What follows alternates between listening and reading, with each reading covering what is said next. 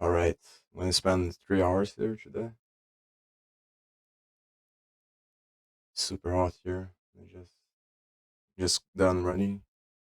So I'm gonna keep the headphones off for a while.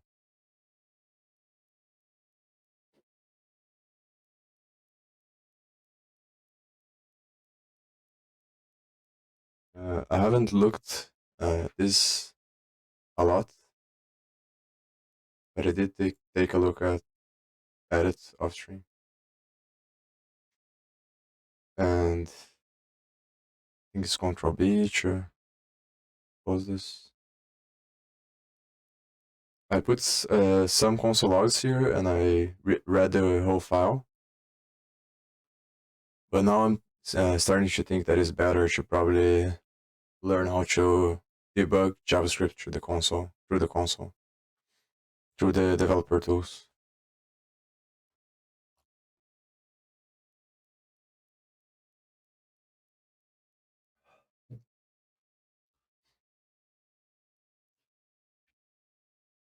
Because through here, I'm not sure if they made this on purpose. I don't see why would they do that, because it's open source, so it doesn't make a lot of sense for me to for them to make this harder to read on purpose. But that's what it feels like. It feels like they did this just in letters, so it's harder to understand what's going on. I'm not exactly sure why they, if that's the case, or why they would do that. And it's quite confusing to know what's going on. So I'm not sure. I also realized that not everything is gonna be in this page, because there is also the template. So some of the information that I want is on the template. But I managed to see here, I think there's a part where it says network, and the code is very similar to the one that I was looking at in the whole Node.js project.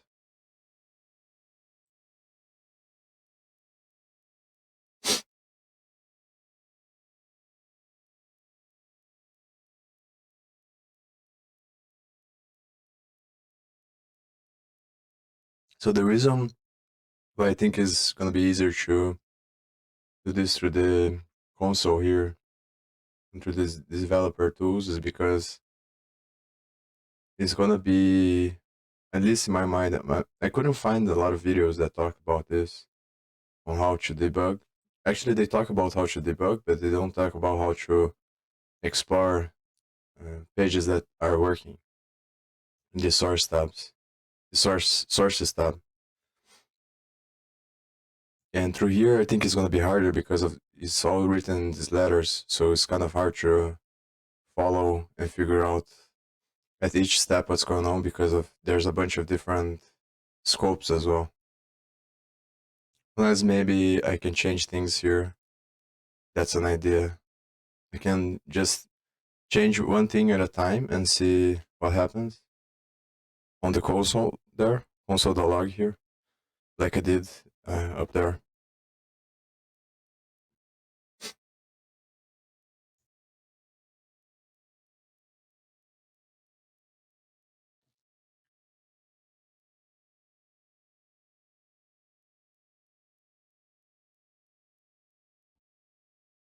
And I also have to think about what exactly I want, which I do know, and I know that I talked about this before, but I think, at least for me, it's a constant process of remembering what do I want to do while I look at the code to see what's possible to do here with what I have. So I can know what to search for once I find the right stuff that I'm looking for.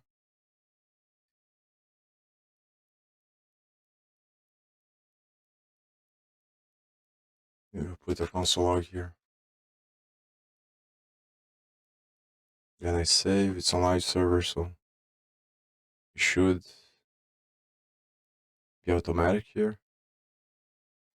At least it was, maybe isn't now because I think I restarted the computer, so we'll see.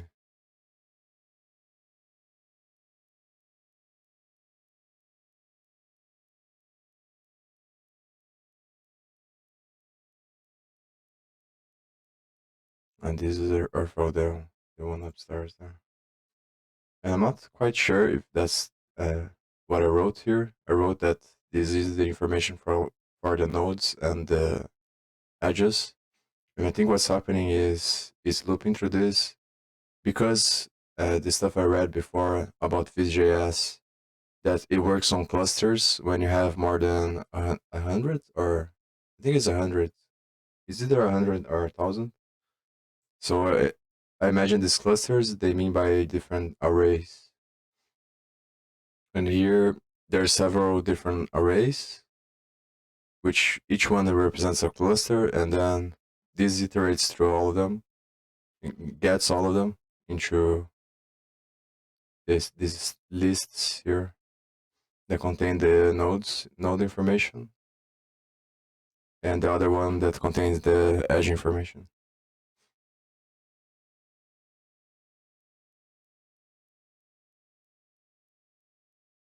But I'm not exactly sure if that's where everything is done. I think it's unlikely that's the case. Because oh yeah, I remember. I think I need to get the interaction part. I need to understand how the interaction, what gets triggered when the interactions are done. And I need to figure out how to do that through how to find the source, because I know that I can use this inspect here and I can click on these objects, but it's only gonna show me the HTML, not gonna show me the.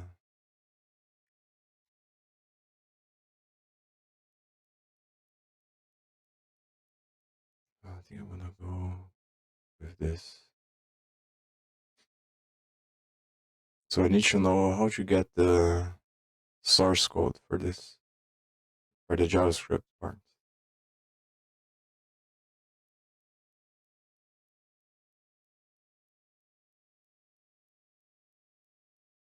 I think here is just selecting or not the thing.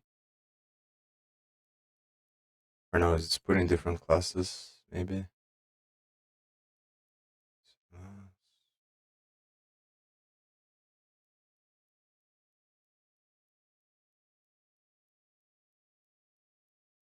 I don't know what the fuck I did here.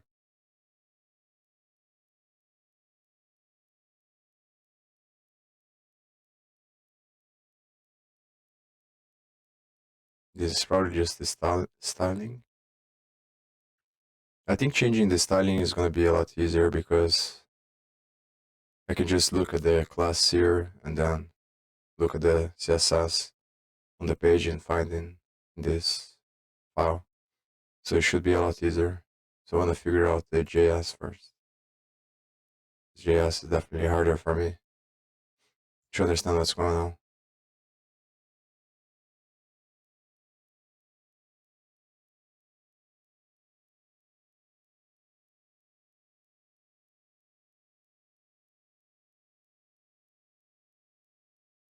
So maybe I'll search for that on the web.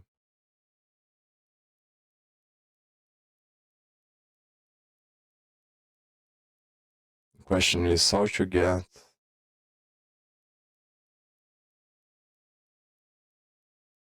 the source for specific HTML element.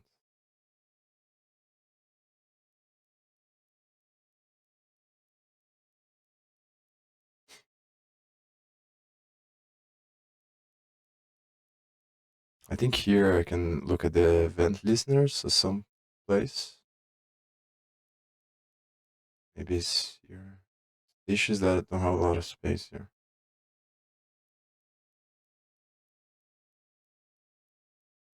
I remember there's something I could do to look at event listeners here. Maybe this is the way. Change, remove.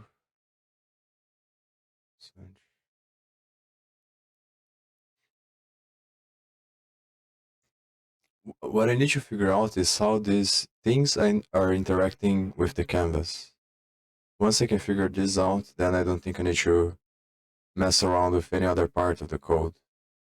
Because I can just change the code of these two things to do what I want to do.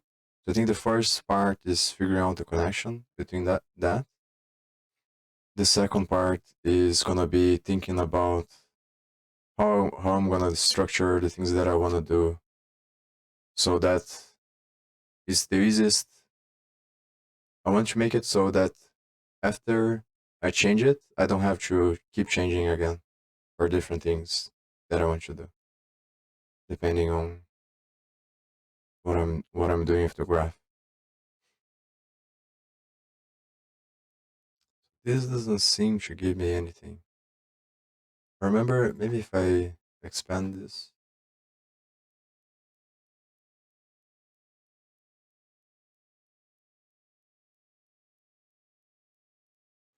I think I'm gonna search is probably better.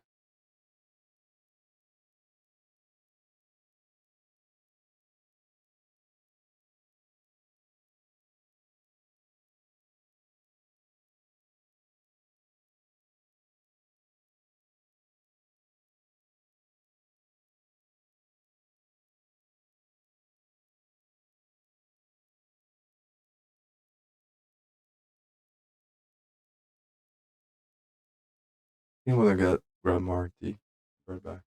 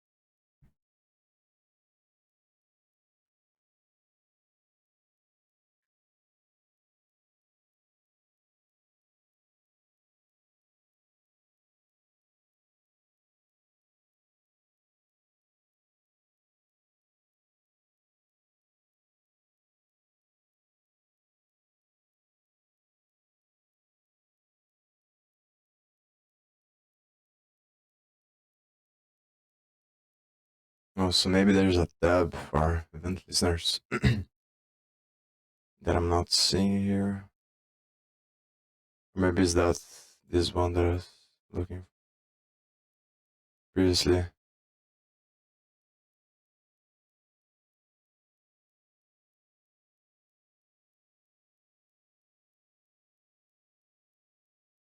Yeah, so it is looking at the same one that I'm there.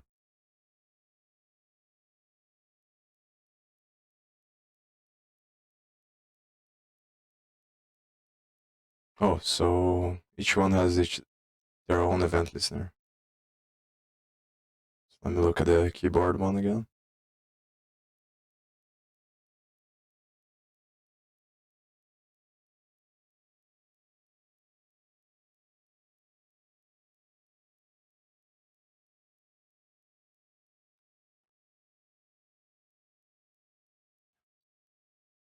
I think it's the keyboard, the drag view, and the drag nodes. Oh, maybe I'll also have to figure out how to create new ones. I better think about that later. Because I don't want necessarily to change the functionality of each one. It would be better if I could add extra buttons here to do what I want and don't change these ones. But first, I have to worry to focus on understanding what's going on.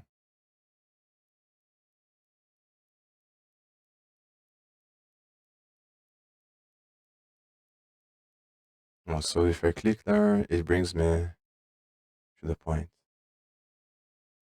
Home message.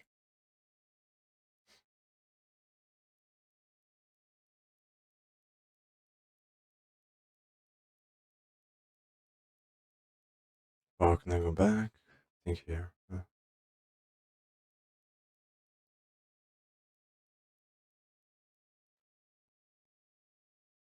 Oh, so this is the name of the thing. On handler, remove, handler scope.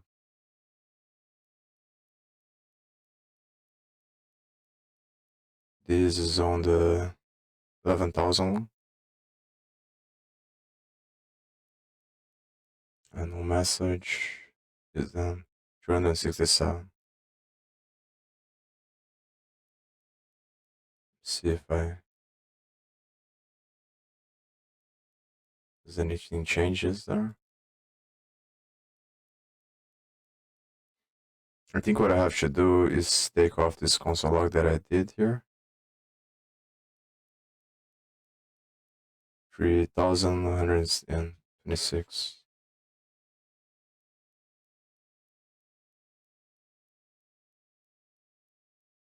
So I'm gonna take this off and I'm gonna leave just one console log for each thing that I wanna do. So it's easier to understand here. And here I'm gonna go to the line 367. And then I'm gonna investigate where are all the other ones. And I'm gonna put console logs into each one of them. But mine is different.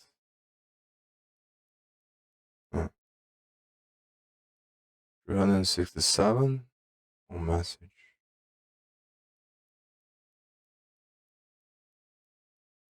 That is weird. I remember seeing your message here somewhere, or something close to that, but it was way further down. So maybe this file has code that this one doesn't show for some reason.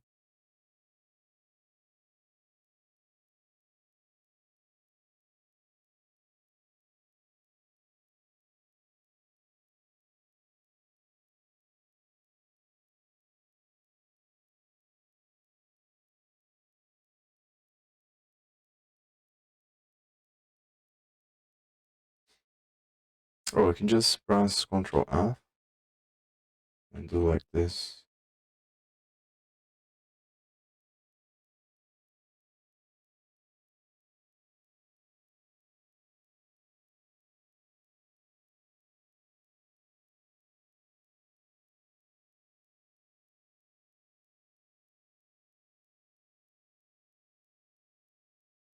So it doesn't exist here. It's not happening.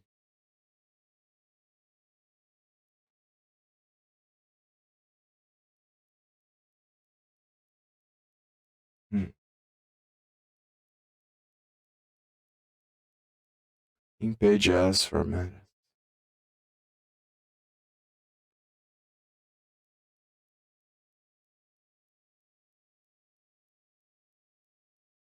So it has to be a different file. Ah, so this is the file that I have. This is another one. In Page.js. How does that work?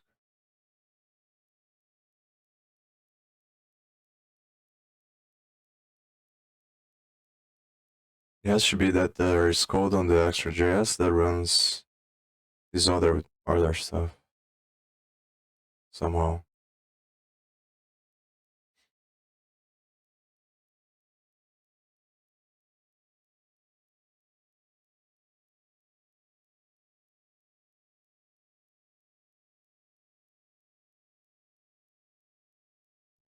I'm gonna search this up.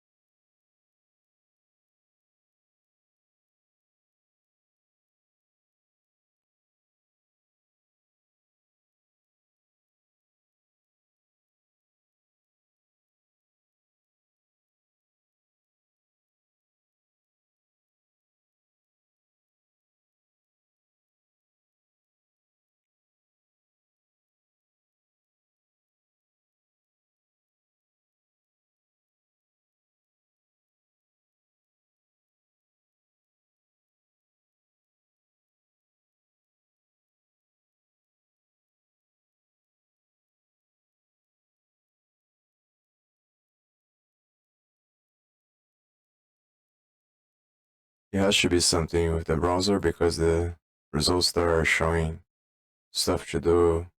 Oh, it's MetaMask stuff.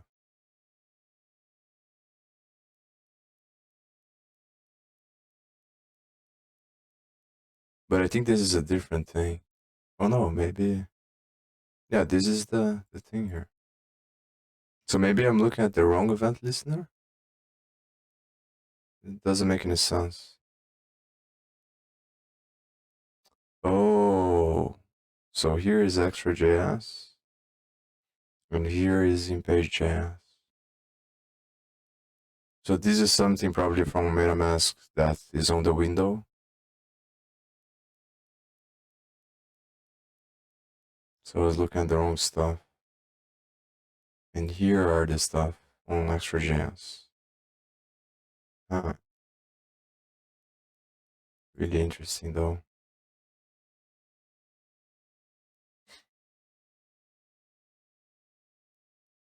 16, 418.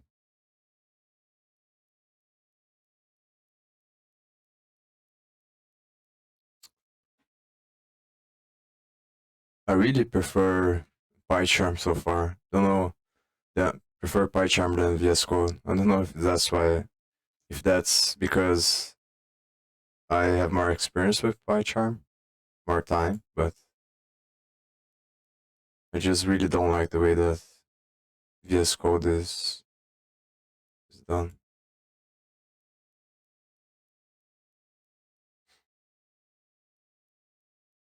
Maybe just lack of experience.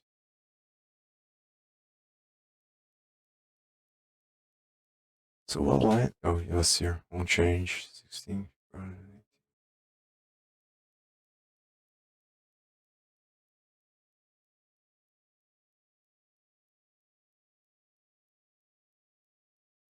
So I think I'm gonna put it here.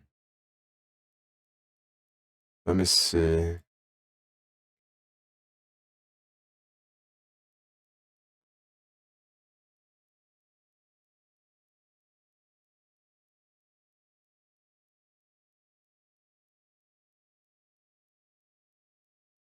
That's also something that is really weird to me. It must be that VS Code is not finding this stuff. Because it doesn't make a lot of sense. Sometimes there's this things without definition that are not methods from JavaScript, as far as I know. So how is that possible?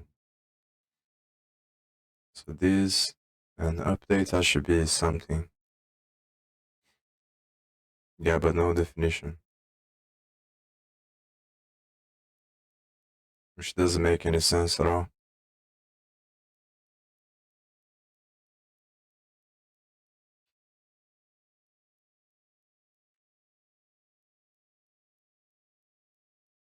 So this function starts on make checkbox. And is also separated by these keys here. I don't know. I'm not really sure how this structure works of these keys.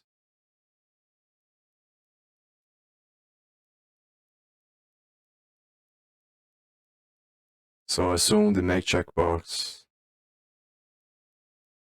Oh, it's not that far away. It's responsible for these boxes here.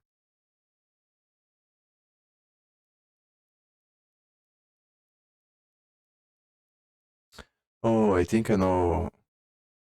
Maybe. What I thought about now is that because this file is never going to change, but the graph can change depending on the options that I put. So maybe this file contains all the options that are possible for all the standard options that exist. So if you set options for another thing other than physics interaction, just show on the web page, then, or I mean the other way around. Let's say you don't put interactions here and just physics. When you're setting the options to create a network, then I think there's still they will still be here because this file doesn't change, but they won't be on the page. And I think that's why it's separated by keys here. At least that's why what I think about now. Because each key is related to this is a nested dictionary probably, and then is accessed by event listeners. Or oh, here they contain the event listeners. Won't change. Yeah, but if it's not on the page, then it can't be activated because the key is not being accessed.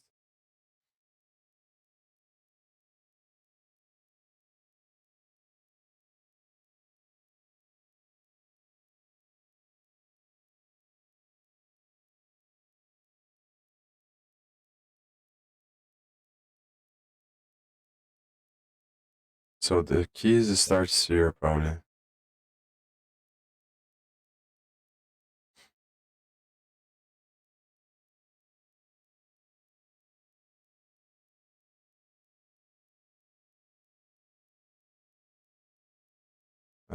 So and this is all part of this R here.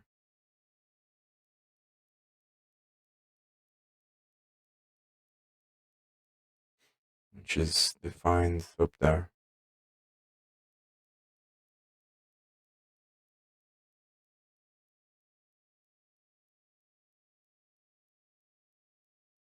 Where is it?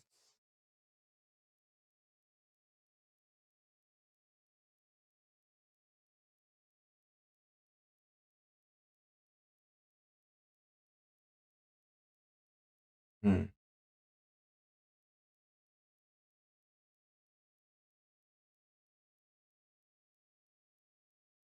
This is so confusing.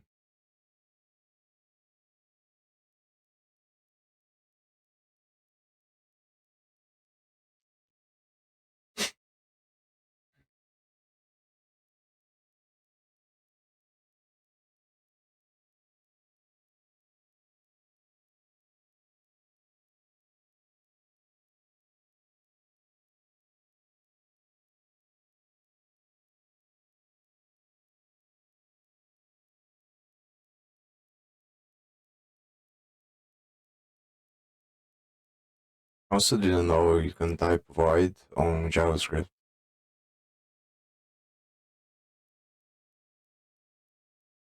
I guess it works just like similar to Lambda, and it's probably the same as void in C++.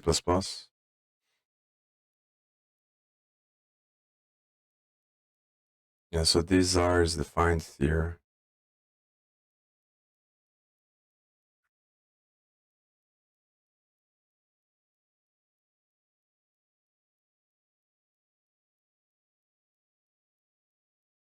Which is this function here that gets called.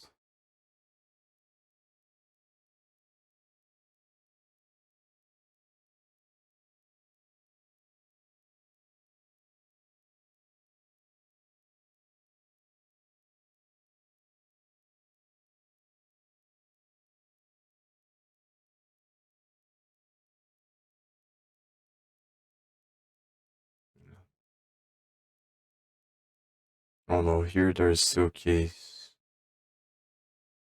Perform add edge. Perform add node. Finish connect. Drag control node. So these are probably the event listeners. These keys here. And these are probably the functions that I have to change. I assume drag control nodes is probably one of these. Probably this one.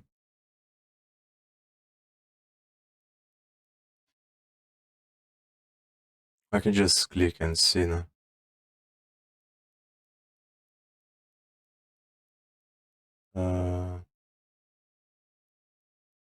It's also different because there are different divs here. Maybe I'm looking at the wrong place.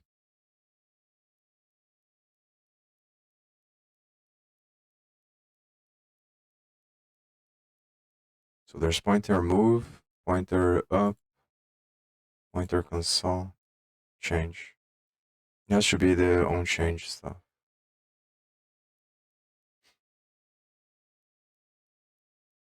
The other ones are probably from MetaMask. And it is that 16 make checkbox. But how is it possible it should be the same one?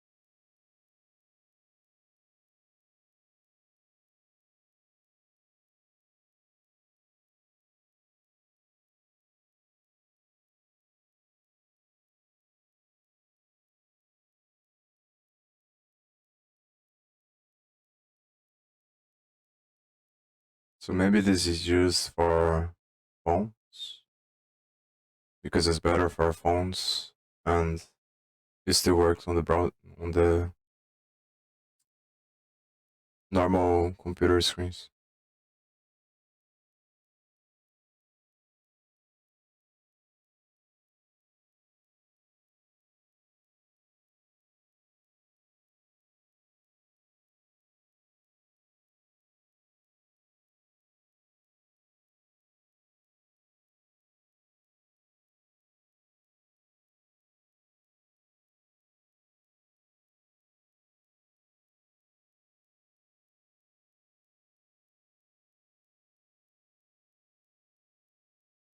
Oh, so maybe it's used because of the canvas.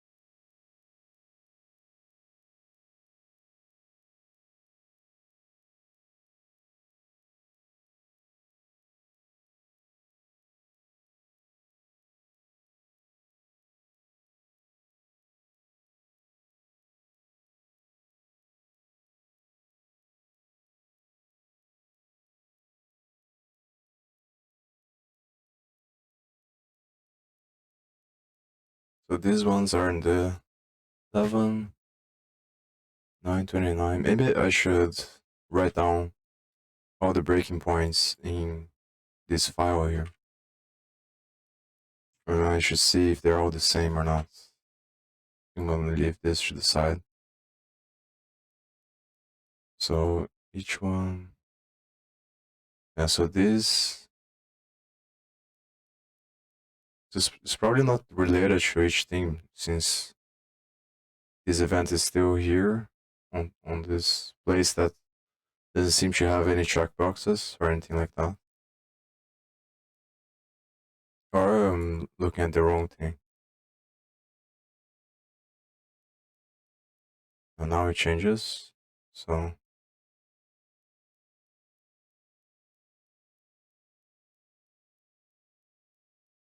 direction.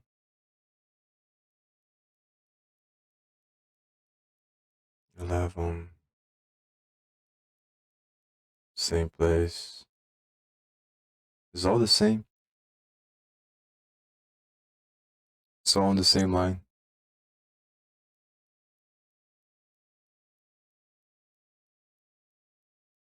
It doesn't make any sense for me. I have to be looking at the wrong thing.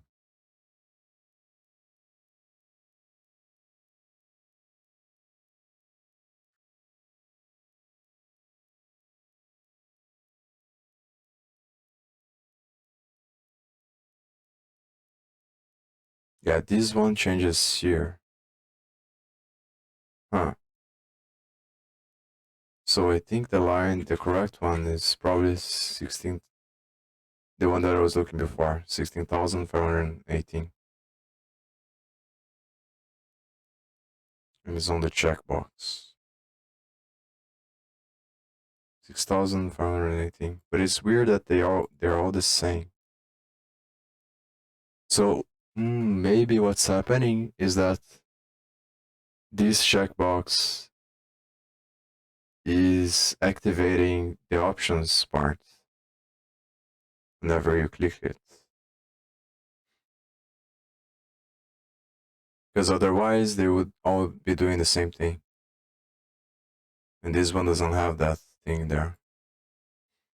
So probably the line that I want to look at is 16,518.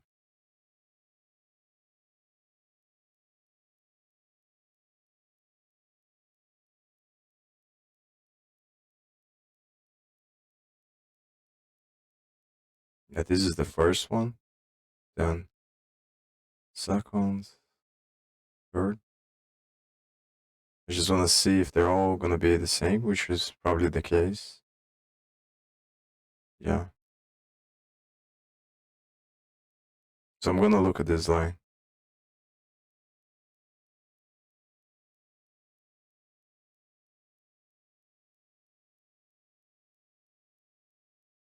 So the only thing that I can imagine that is happening is that the code, whatever code is in there, is going to be activating some function that handles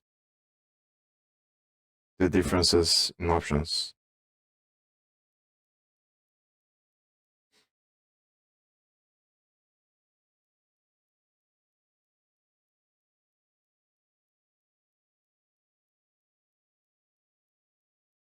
And that's what has to be happening here.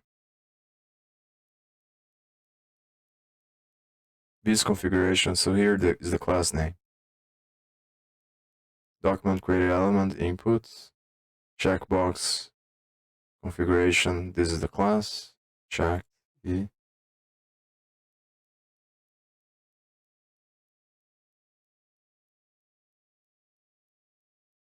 So if T is true and all.checked equals T, and then E. So maybe what I should put here is a console log to understand what is Z, T, and I in this one. These.changed options push. So it's gonna push this I value T. It's gonna push these values into this function here. She has no definition.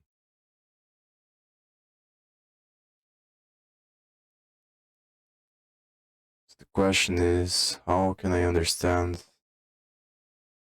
Obviously, I'm going to put console logs there, but trying to think about what if the console logs don't give me the path to what I want to find.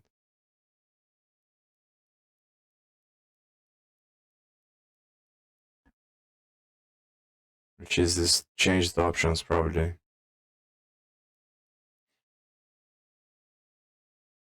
Because I think it's on the changed options that they're gonna be the extra functionality. Another thing that I don't understand is how are all of them handled by the same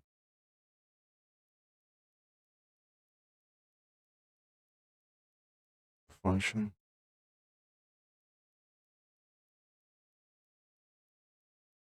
Like, how does it know how many to put here?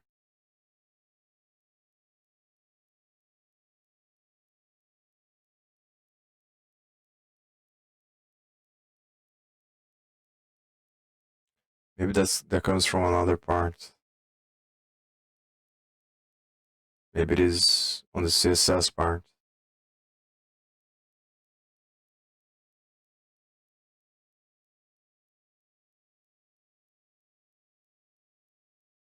Yeah, same line. Now let me look at this one.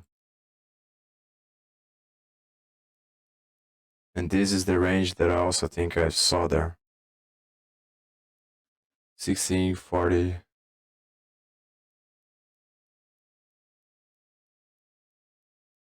40, 42. Let me inspect the other ones to see if there is the same event listener. Yeah, it's the same line. Same line. And now let me see the checkbox here. So there's no. Yeah, because you can't change by putting the numbers here. You can only change it by moving the slider.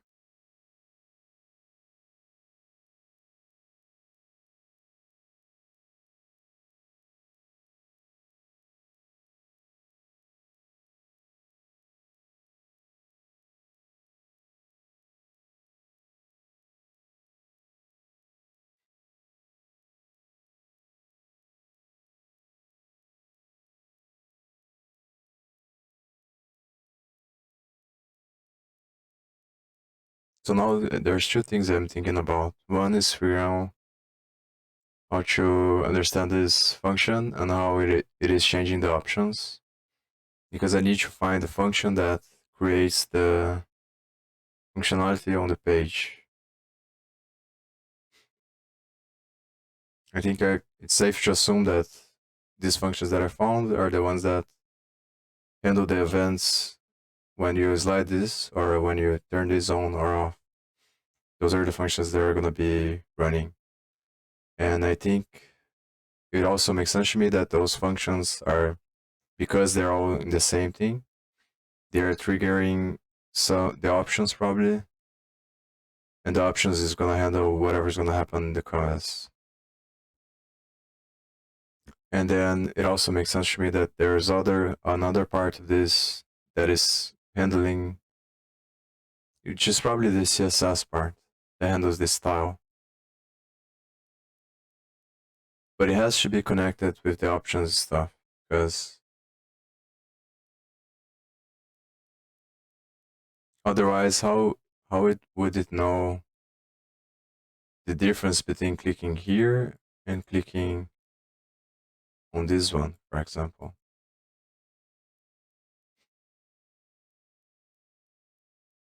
So these options have to be attached to that function. It's the only thing that makes sense. Yeah, so it's this one, which is gonna be this function here. So this function is part of this. Oh, close this here.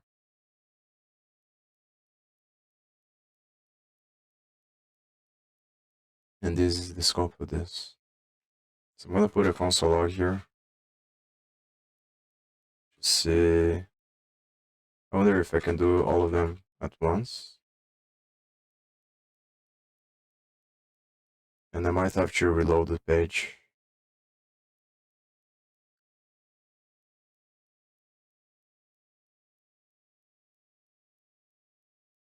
Yeah, now it's showing me stuff on this line. So I think the first thing is this true. The T is this list here, maybe. I think I'll do it one at a time just so it's easier to understand, but yeah, it's being triggered on this line, which is where I put the console on. So let me put one at a time.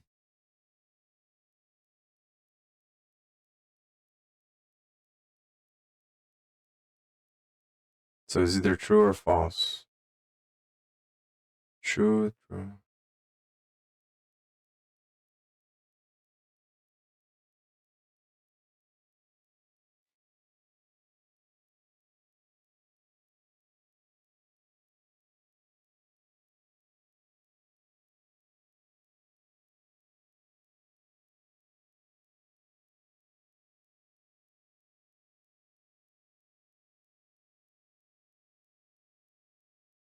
So I think this accesses all the other functions up there.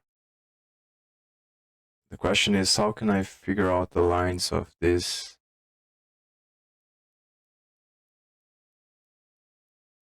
Oh, show function definition.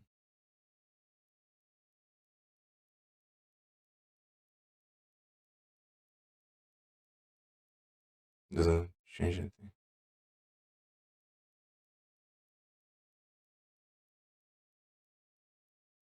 Oh, maybe I'm already? No.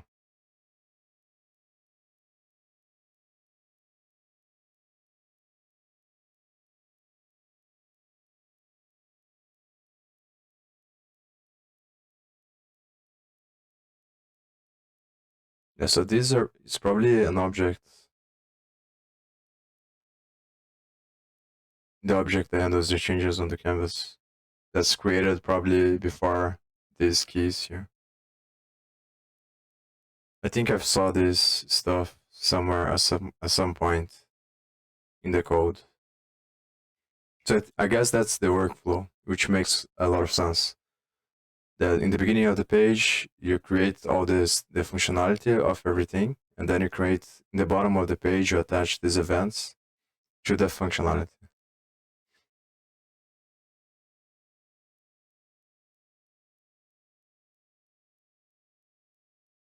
So I just have to see if it's possible to. Oh, but this is the only one that's showing me this neighbors here, which is the tree.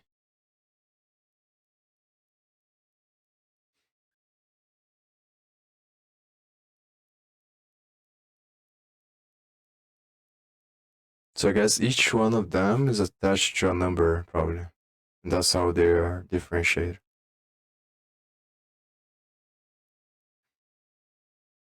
Now let me look at the T. I think I'll be right back. I didn't change anything here. Maybe I have to reload the page. Sometimes this live server doesn't work. Well, it looks like it reloaded. So it's probably the I that is the array stuff. I'll be right back.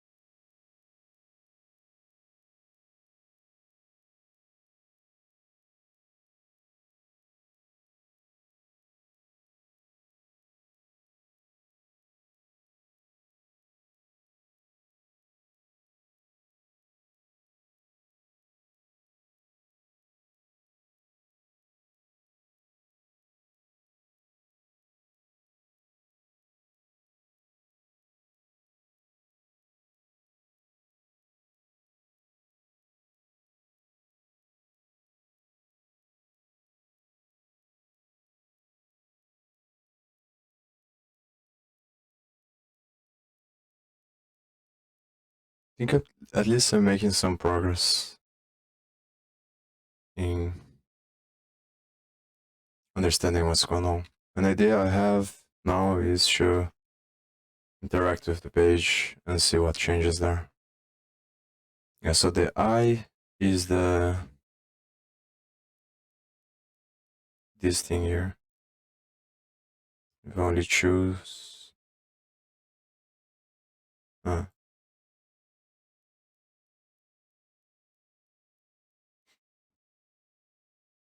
so it's an array containing the structure, interaction, and then whatever the thing is.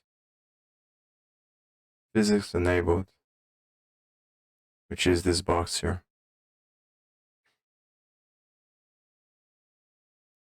So it's separated by arrays depending on the checkbox that exists on the page.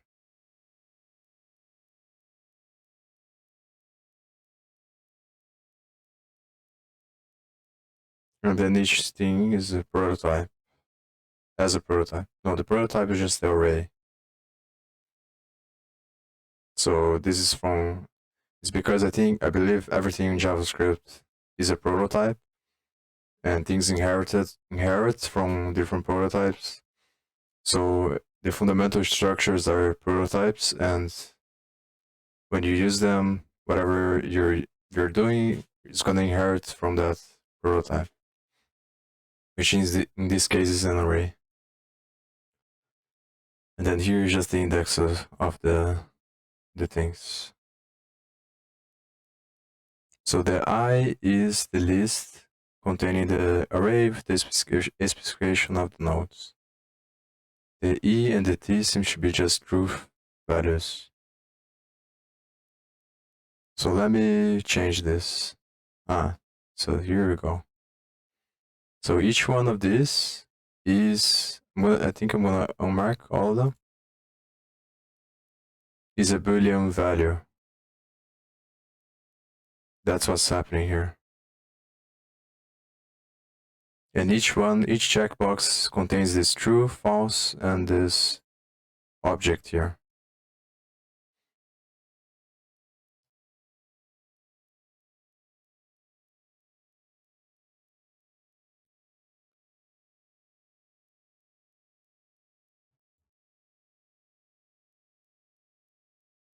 Something changed.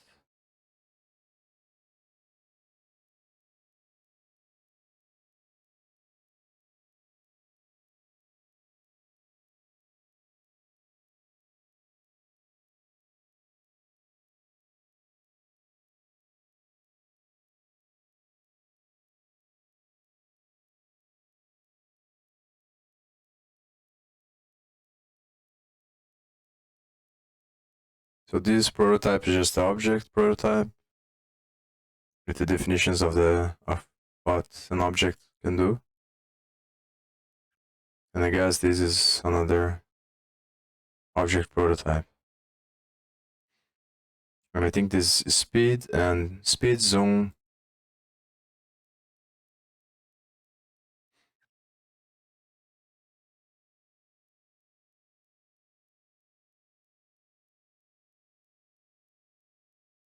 is probably the things on the canvas.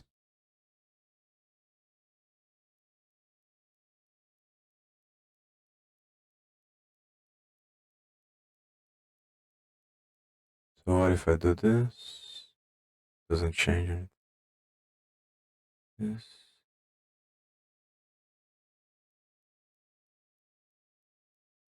So this one changed something. I think I need to put all of them on because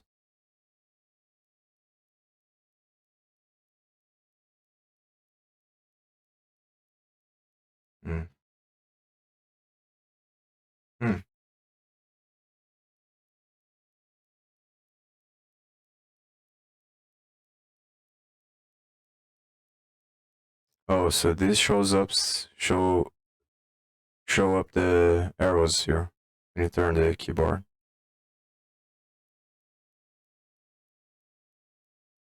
It may probably come from an API when you're using with the links.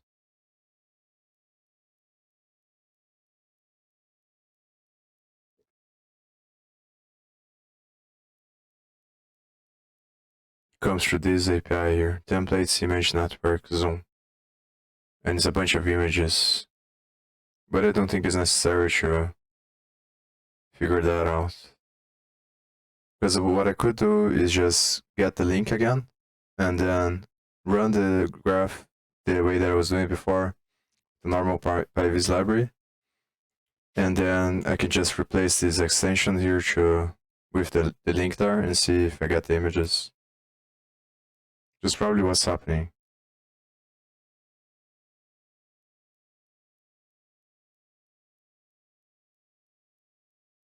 When you turn these keyboard keys on. And then you can change the speed here. And I think the speed is gonna change the eye stuff.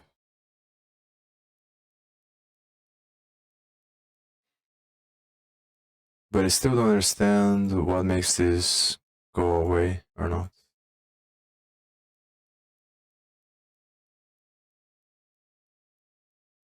I wanna know if I can remove all of them.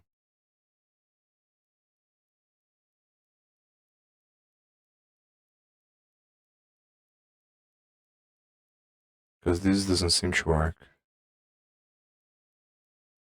If I just remove here, it doesn't happen, nothing happens here.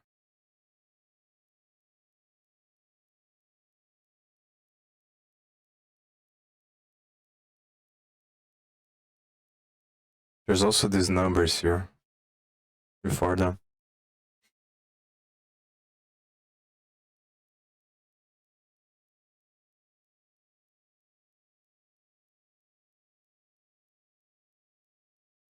Oh, it's just adding. Every time I click, it's just adding to the state. That's why it's not removing. Because it never removes, it just adds to. Every time I do this, let me see.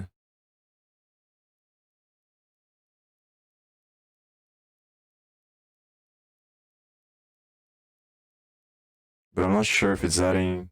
Maybe I'll reload the page and I'll do this again.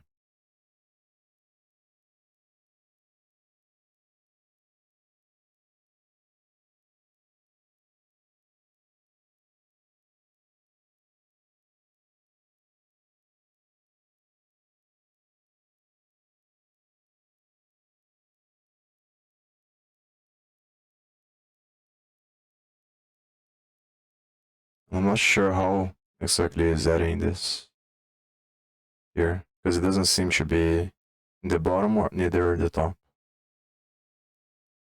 But it's definitely adding stuff.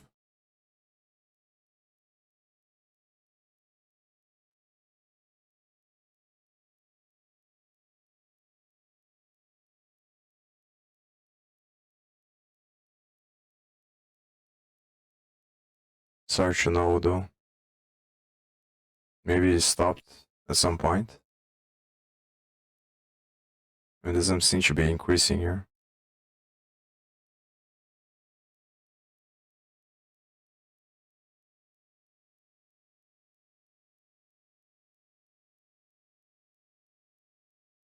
Oh, so once it gets them here, it just changes the state. Maybe.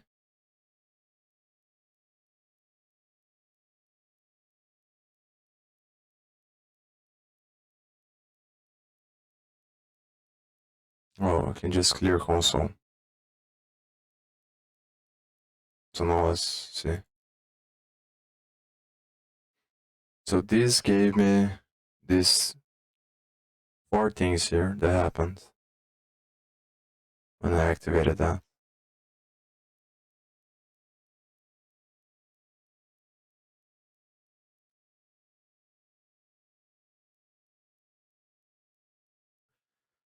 It's true, false, false, true. So the numbers don't seem to be correlated to the Boolean value. I'm not sure exactly what is these numbers here.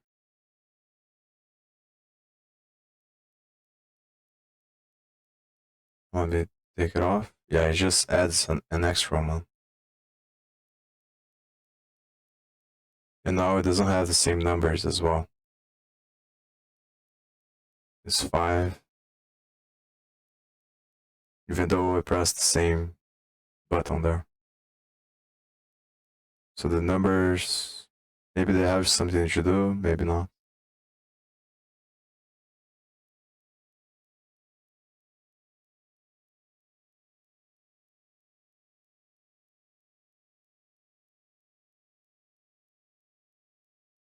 The array seems to be the same though.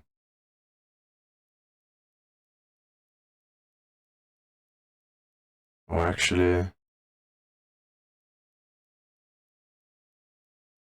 yeah, it's the same.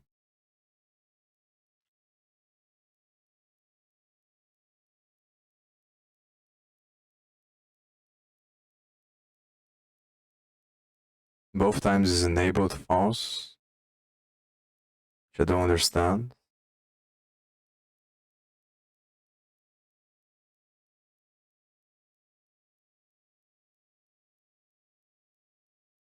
Because the first time I turned it on. So that's 5 true. Now it's 7. It went from 5 to 7.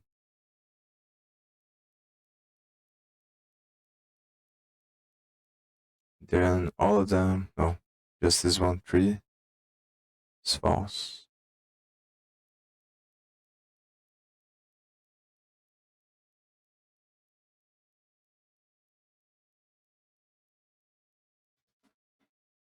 I need to remember, I think I'm gonna clear again. I need to remember how many get activated so I can keep track of the blocks here. Just see what's going on.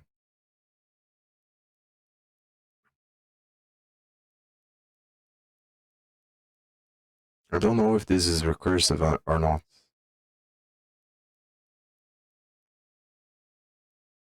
I think it has to be because it has to be running. Each of these has to be one time this runs. Otherwise, it doesn't make sense for the value of v to be all of these things at once.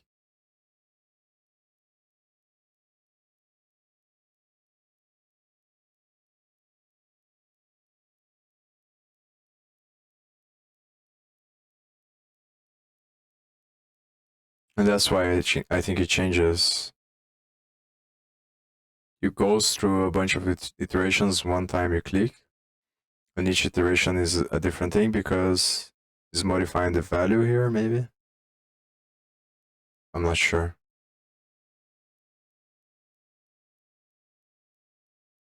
So each time you click, you generate a cycle that goes a certain amount of times. And each iteration of this cycle, the E is going to be a different value. But I'm not sure how that's happening here.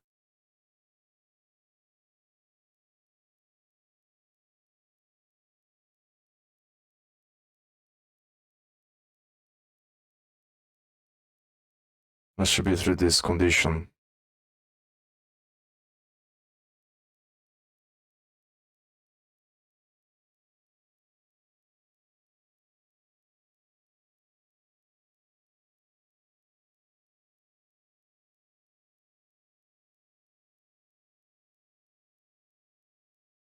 The thing is, it doesn't have any return statement or anything like that.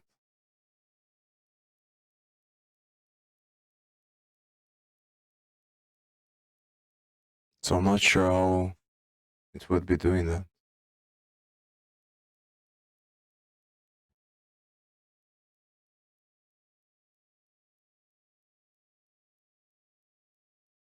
Let me clear the console once again. Now, so it's 4, 1, 2, yeah, 5 if you include this stuff.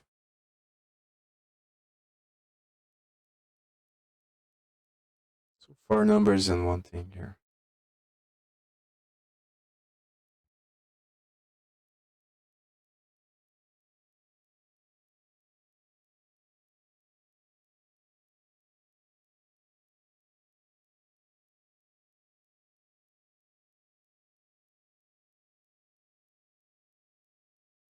1, 2, 3.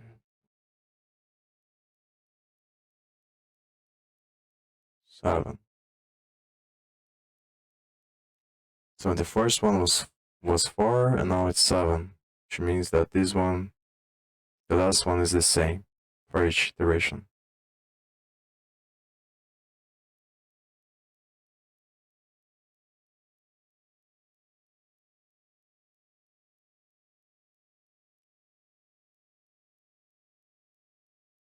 And it seems to be always true. So it's true followed by false, followed by the object, false, true. Followed by false, object, false, true. Yeah, so it's the same cycle, which is repeating itself every time I click.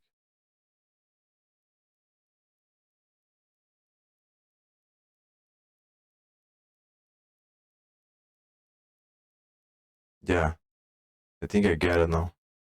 So I'm gonna clear this again. I'm gonna put this here. So I think what's happening is the cycle stuff I was talking about. Each time I click, it generates a cycle. The cycle always ends in the true, with E being true equals true. That makes the cycle stop.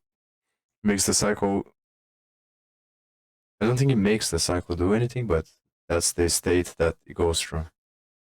So each time, oh, it has to be also some connection between one cycle and the other one, because in the first iteration there's 4 elements here, but in the second there's 7 in total, which means that there's this state of the last one has to be binded to the state of the next one somehow. Otherwise there would be 8 elements here instead of 7. 1, 2. I'm counting just the numbers, I think. 3, 4, 5, 6, 7. Yeah. So let me do this again. So if I count here, there's 4 numbers. And if I press again, 1, 2, 3, 4, 5, 6, 7. So it means that they're linked through the last state of the iteration. And it always ends on a true value for E. And it also starts on a true value for E. So it's a cycle of these steps here. And every time the cycle runs, it's going to check something probably inside of this object here. Just probably what's being pushed somewhere else in the code to change the state of the canvas.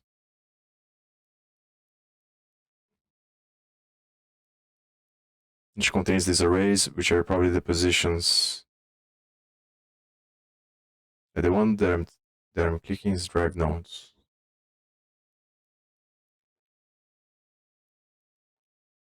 So probably is a box model for the nodes, using this array with 4 positions and the zone here.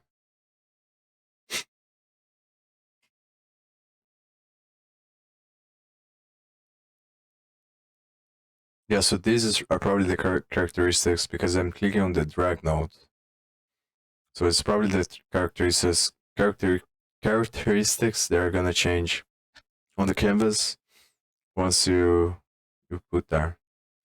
But the weird thing is that they always seem to be the same, whether it's on or off. So it's probably the other stuff that is being pushed here.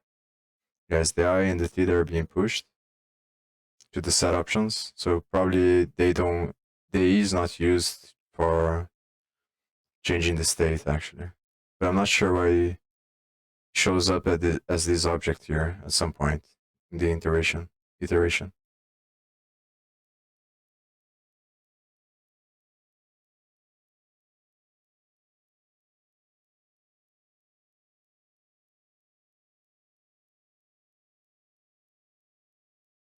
Oh, it's probably activating this make label and make item here.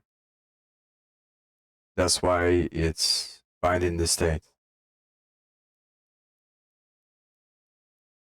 Yeah, it's calling this make item IRO. What? Oh. I pressed F12 in the page because I thought I was in VS Code. So let me go to the VS Code and see. No definition, but it's probably something here. Says make item. Or I can just do Control F here and search for this.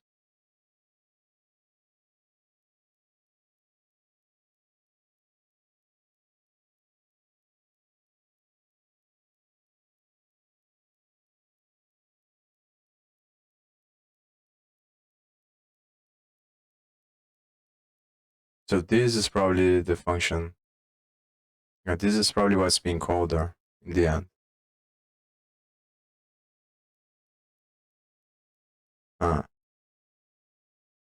And here there's only E, but it's passing 3 values as this E here.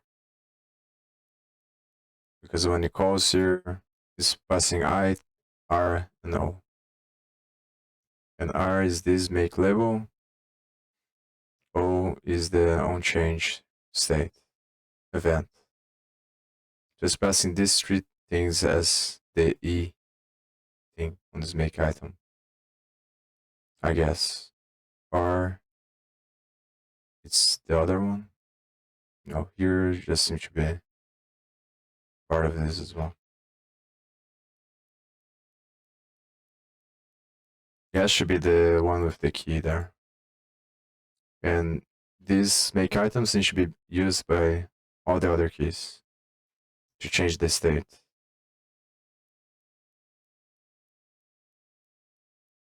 So I think it should be this one.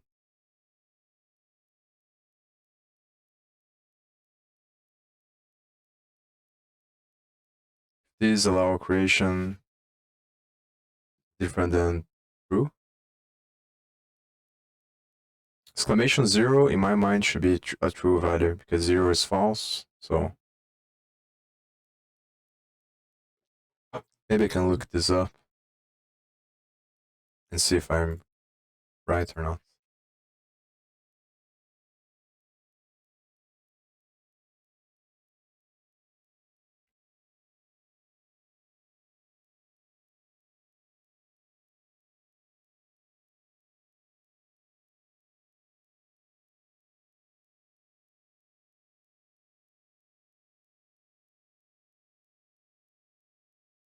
Yeah, so it's just like I thought.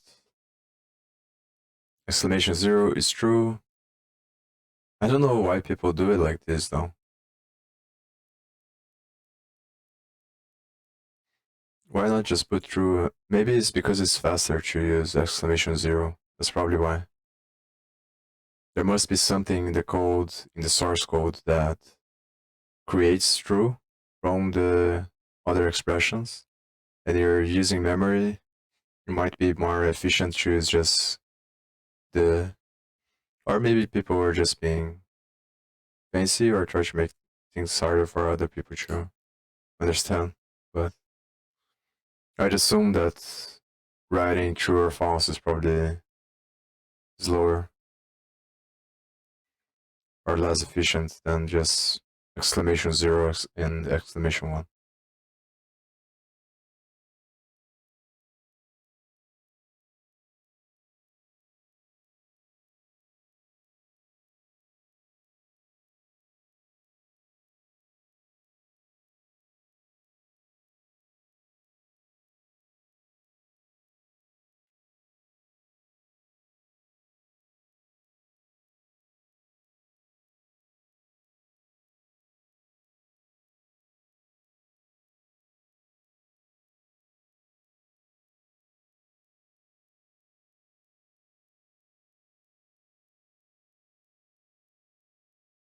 Yeah, I don't think there's gonna be any answer to this.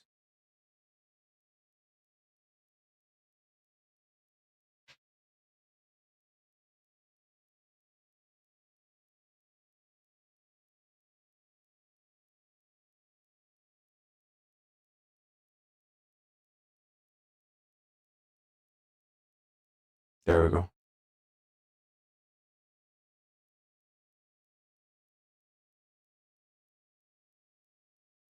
bandwidth and loading time, then you need code compression.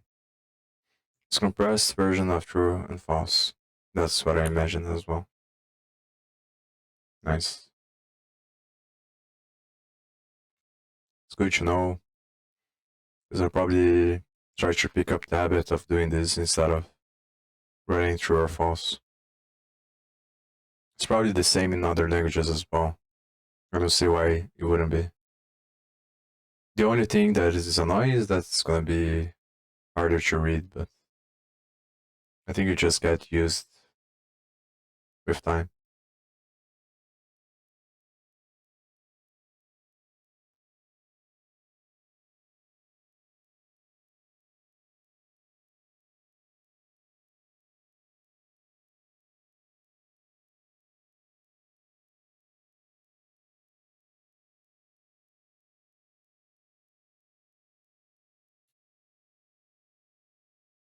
Yeah, so just like C++.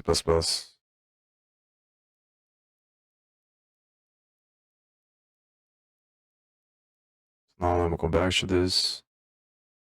So what I was thinking, oh yeah, this make item stuff. So if this allow creations is equal to true, yeah, because it's false, not false, okay. So if it's equal to true, var t equals arguments, y equals this. So when it passes that object, those three letters as the e is probably, maybe I should console log here as well. I think I'll just write the lines down. Maybe I should write on the open office thing, just so I can keep track of what's going on, so I can console log them one at a time and don't crowd the page there. So line 634.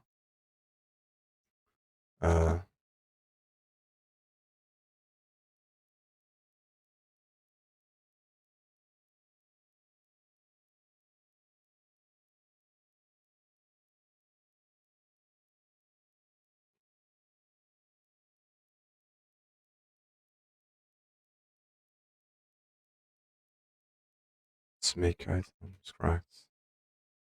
So what was line 642?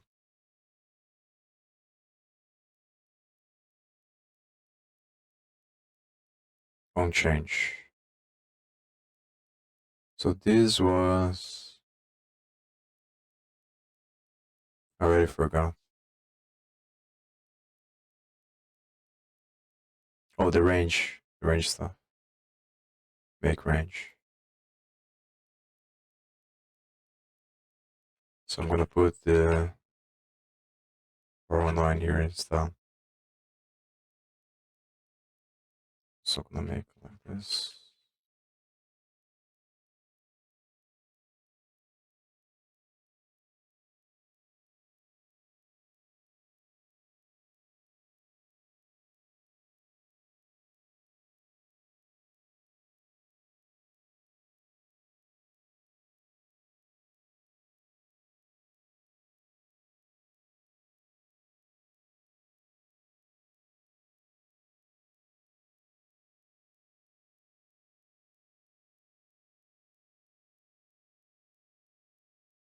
We're gonna save this somewhere.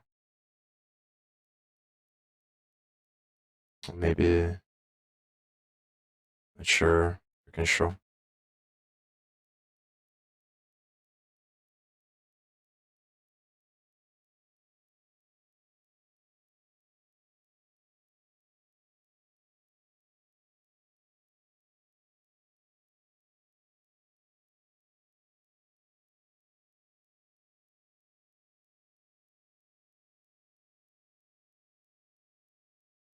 So now I'm gonna go to the 418.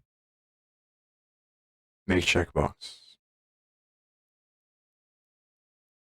Yeah, this don't change here. So it's actually gonna be this line. I'm starting to understand a little bit better what's going on.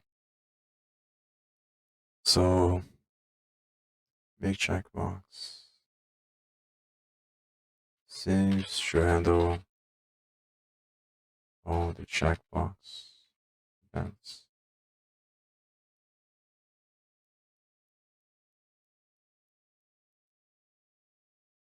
I'm gonna close this.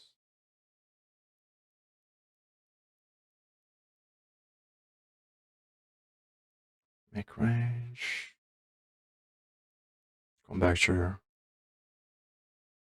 So now is this structuring this, making it equal to a function, which is something that I've never seen before. And returns a false value.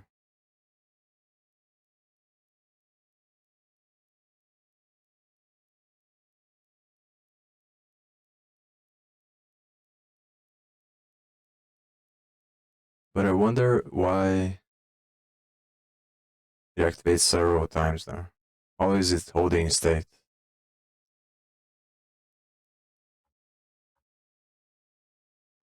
It creates a div element. This configuration, class name, config as plus e.length.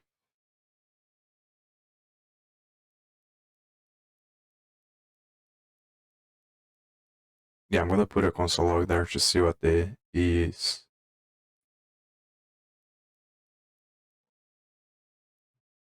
After I investigated a little bit more the previous one. Also now here's making each thing of this structuring thing equal to something here. O equals the length, array equals this.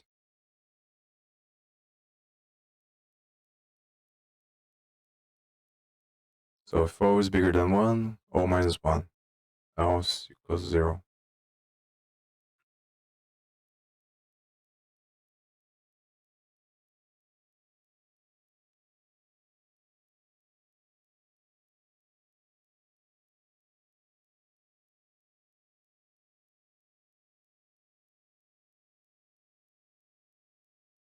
Also don't understand how it's possible for this to be working if I'm not even using this declaration files. These declarations files. How does it work when you're running if there's no definition?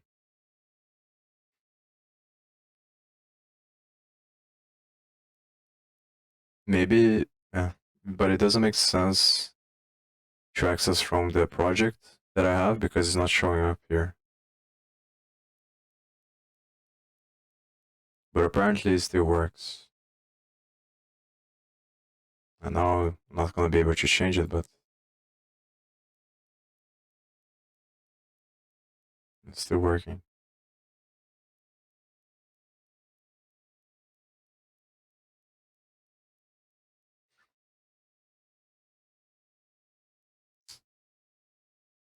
And R is gonna be equal to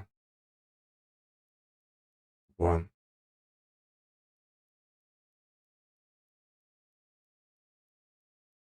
Oh, so this is a loop.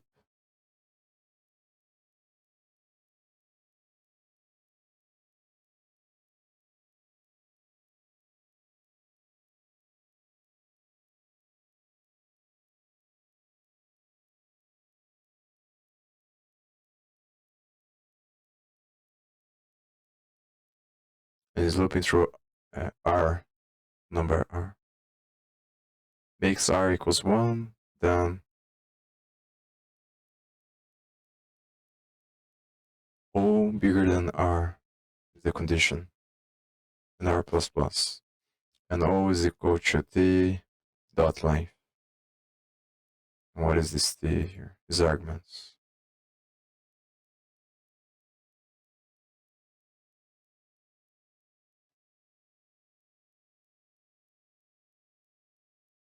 So arguments that should come from JavaScript.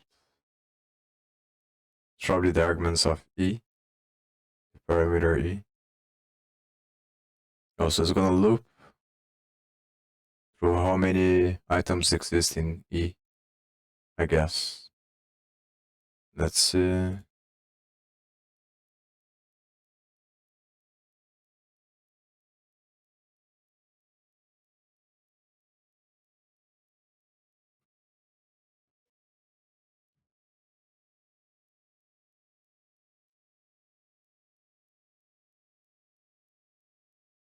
Array like object accessible inside functions that contains the values of arguments passed to that function. So it's like I imagined.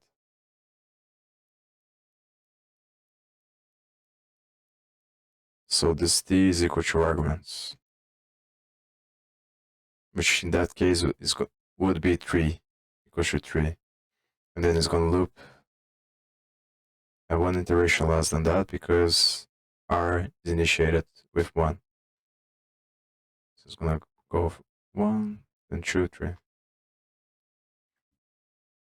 No, it's only going to run it once in that case.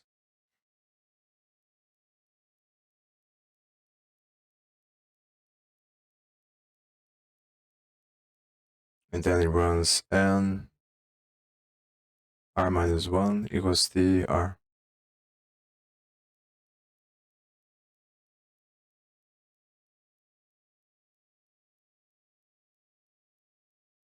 Which is the values of the arguments. And n is the array here.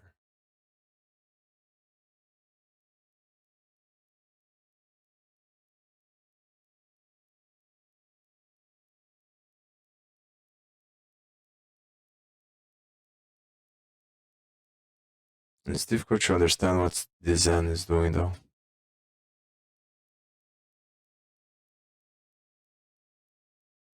So the first one is going to be 0. 0 is not bigger than 1, so it's going to be 0. 1 is not bigger, so what if it's true? Then it's going to be 1 here, so that should be 3, it's going to be true, then 2 minus 1 is going to be 1. So I guess the maximum amount that it takes is probably 4 arguments, because this is probably used to make it a boolean, I guess, of 0 or 1, and is making that equal to the arguments.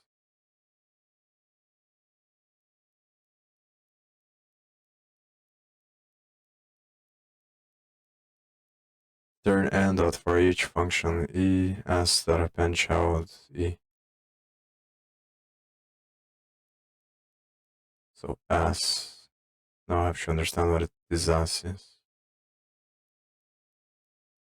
Oh, here. So it's appending the elements to this div.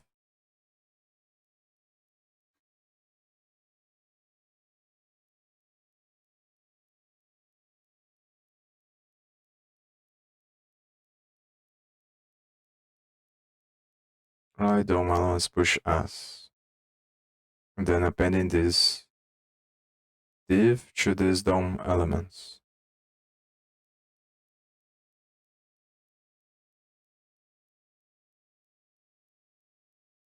Making an object with the length of the elements, which is the instance of this make item stuff. So it's using this. This is so confusing the way that this is done. Oh, I guess these arguments. Oh, but the comma here doesn't change anything. It's just for the object sake.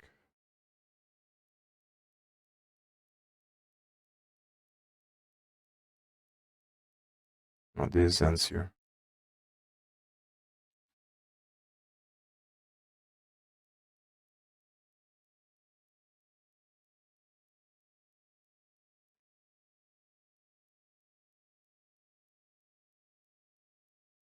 Yeah, so this function is called immediately here after the declaration.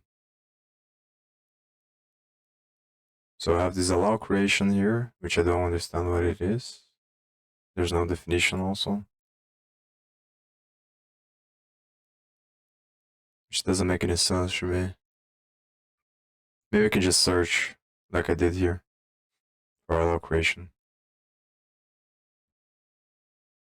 It's probably another function somewhere else or something like that.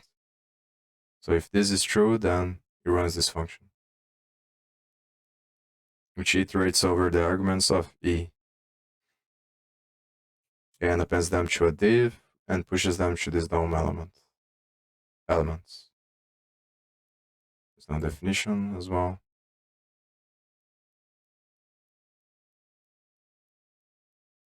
And I'm not sure why it creates this V object here.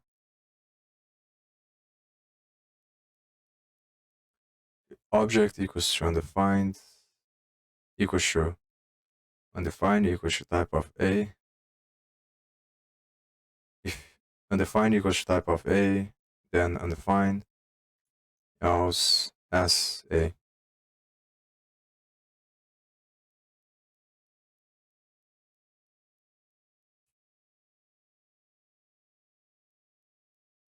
Return A.V. That's why it creates the object.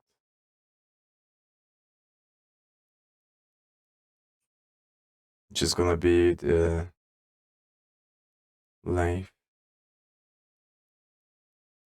It's gonna be A dot these things. But why not put this directly here? I guess it's because of the condition. Let's run the condition.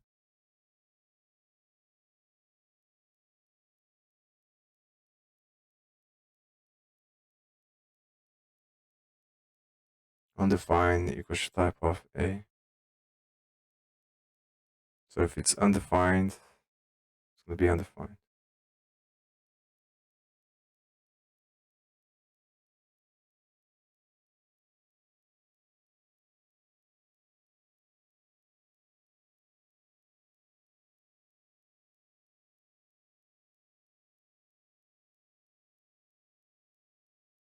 I don't understand this condition really well.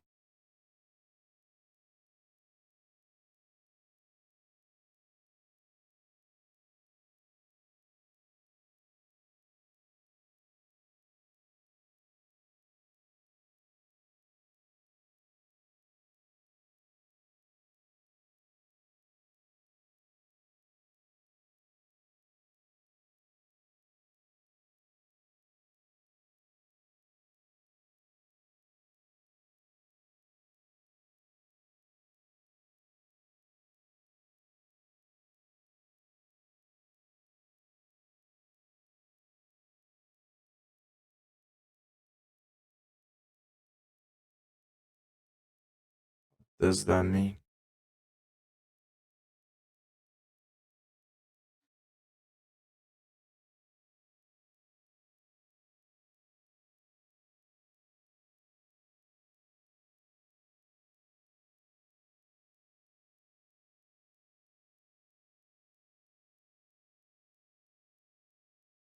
We should just search for these things. So I wanted to search for something else. Oh, DOM elements probably.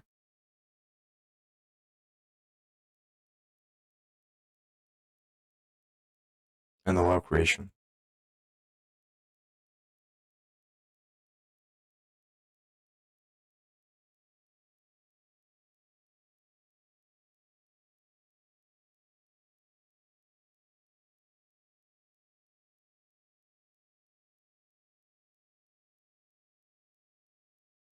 So I'm gonna search for this one first.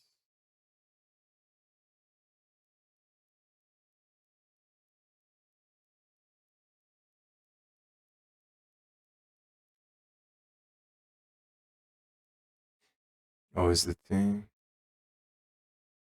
in the beginning here.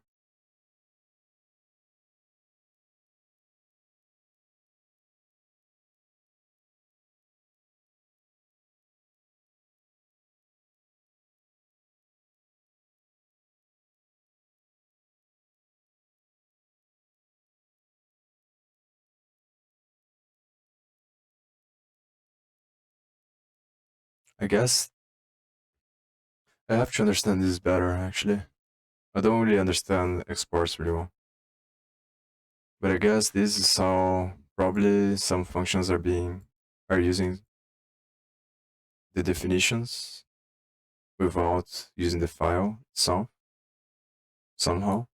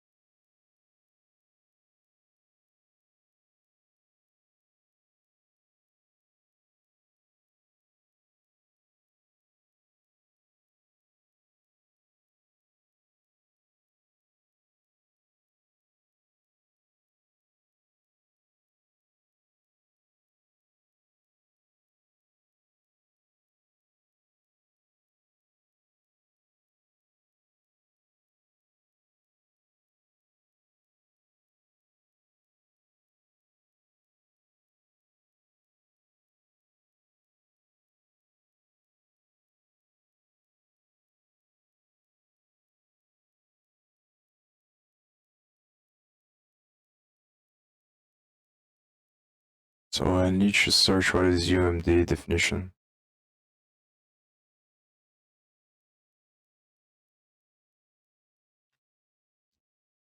I think it's worth it spending the time to, even though it might take me a long time, to really understand what's going on before I start trying to make changes.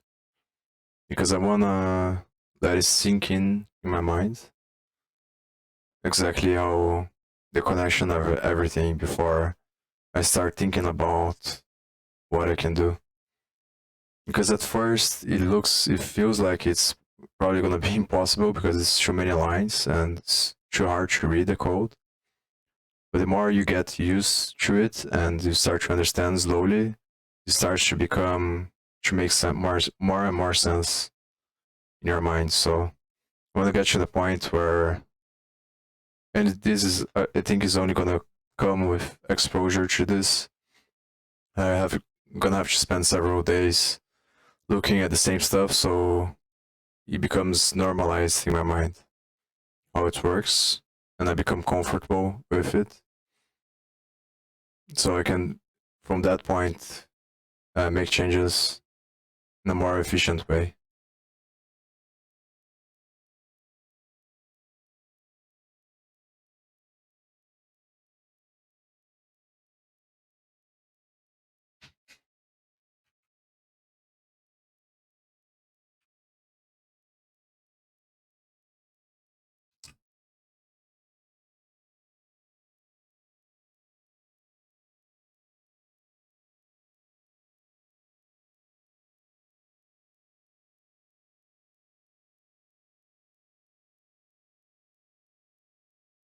Maybe we'll read this stuff first.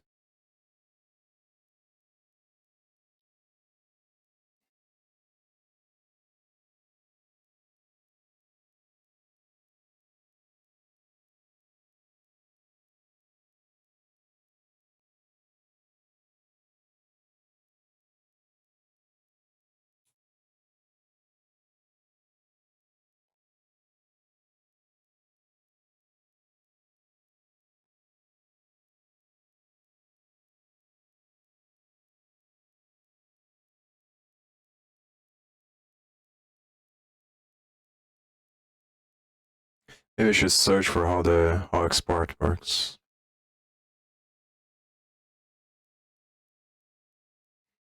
Because that's a big point of confusion in my mind.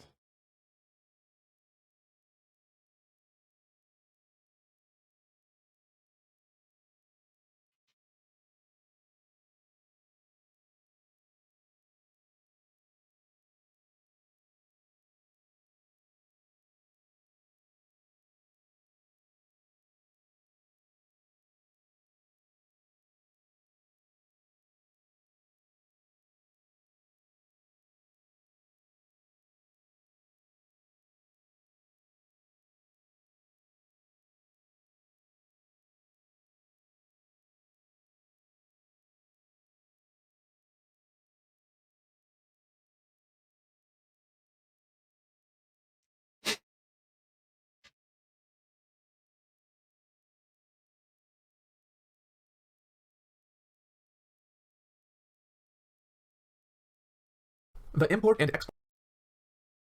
My headphones are fucked.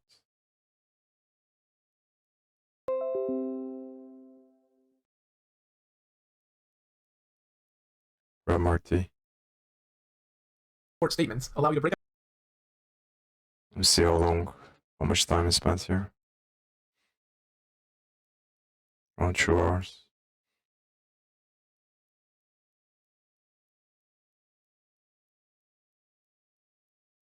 It's probably this required JS stuff. All right, today I want to talk to you guys about how to export or how to require modules within Node.js. So everything you build with Node.js is going to be built on modules. Now, a module you can think of just as an individual JavaScript file, and then you import the bits and pieces that you need. Some modules are built into Node, like the file system. So if you wanted to use the file system with Node, you could just do this. And here we have a variable that I can use, fs, that's I'll be right back.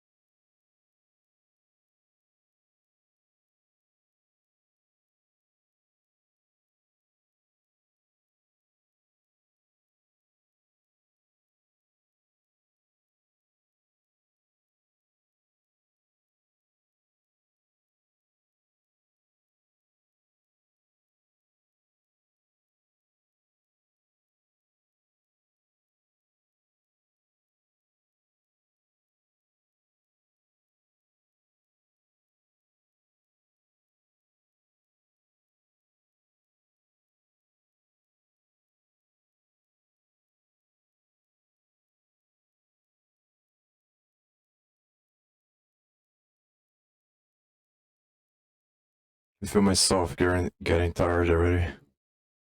It's just from streaming. That's going to represent the file system, and this is the name of the module from Node. It's part of the core modules in Node. Probably because I'm not used to going past 2 hours. I go past 2 hours sometimes, but yeah. Usually lately, just 2 hours. We're bringing that in so we can use it in our file. Want some of the methods? You can see there's a whole bunch of methods that'll come up. Read file sync, or write file sync. All of these things are available to us because we required that module. Now our file has it.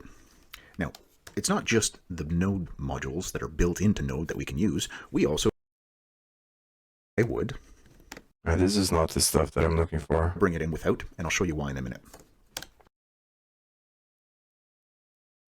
And we'll say node app.js, we'll run that. There we go. The function f from inside module 1. That works. Because I want to call understand that function. how does it work when you don't have the file. Because I'm not sure what's happening. Maybe those functions are being exported somewhere in the browser that activates the functions in the libraries that exist somewhere, but how does that happen? That's what I want to know. What's the connection between that file and potential other files that exist somewhere else? Or do those files don't exist and it's just this one that I'm using here directly? In my mind, it makes more sense that it's just this one, because if it's nothing showing up on the developer tools, I don't see how there would be anything connected to this one. But then it's using these exports here. So what I want to know is what exactly these exports are doing inside of this file, which is different than if I had the files on the folder and I was specifying like this. The function f from inside module 1. That works. If I want to export this way, I'm providing a specific name for something that I'm exporting. However, now that I've done this, I'm back to having this as an entire module. If I run it now, I get an error. The problem is this now represents the entire module. If I want to call that function f, I have to do something like this. There we go. Now it works again. So that was the entire object, the entire module. It's a mod, and then in here, mod.f. That's my module. I want function f from inside that module. Great, it works. Back in this one, another way we can do this that does the same thing as this is module.exports, and then I put an object here. Inside the object, I can pick and choose what I want to bring out. So if I want both f and x, I specify them inside. Maybe this e here just hit me.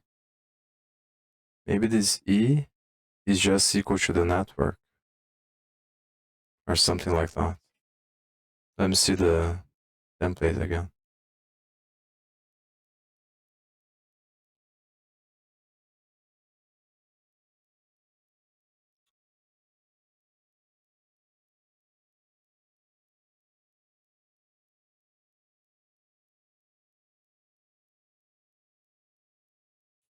New vis.dataset.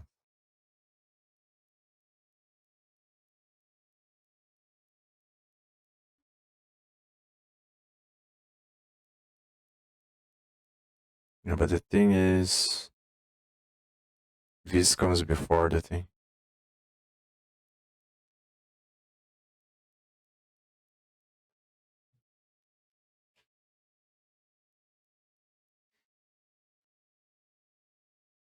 I wonder if I can step over or find the definition in the developer tools to find where this stuff is connected to the other script.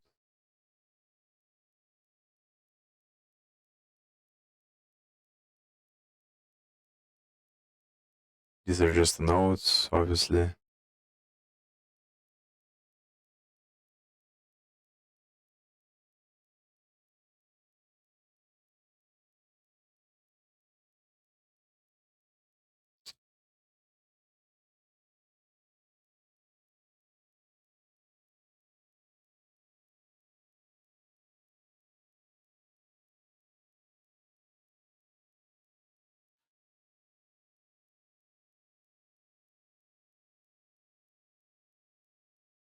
Yeah, I want to know how the objects are being passed.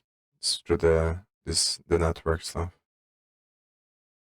So I need to find where is this V is connected to the other file.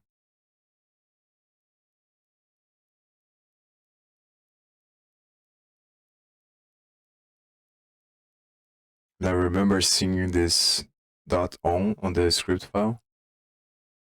This here. Maybe if I press no definition. Yeah, you're just gonna give me the same page. The definition on the same page.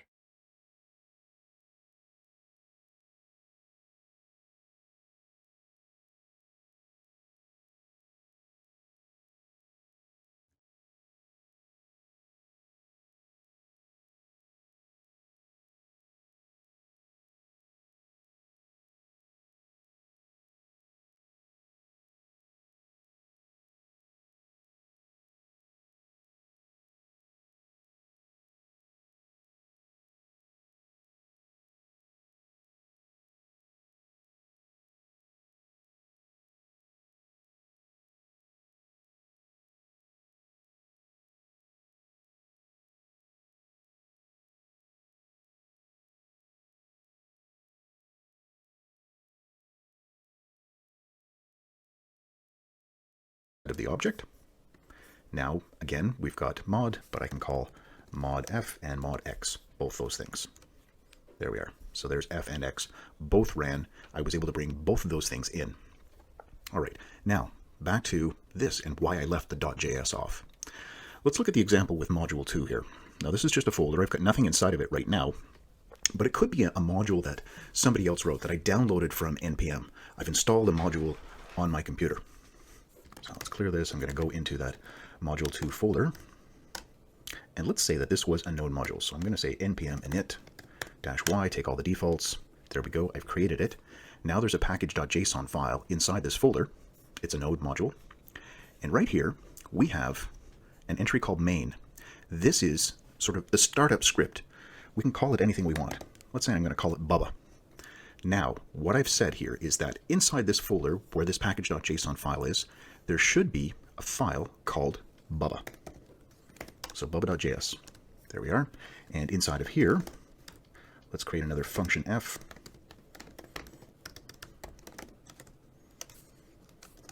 There we go. Or actually, let's use a different name just in case we don't want to conflict with anything else.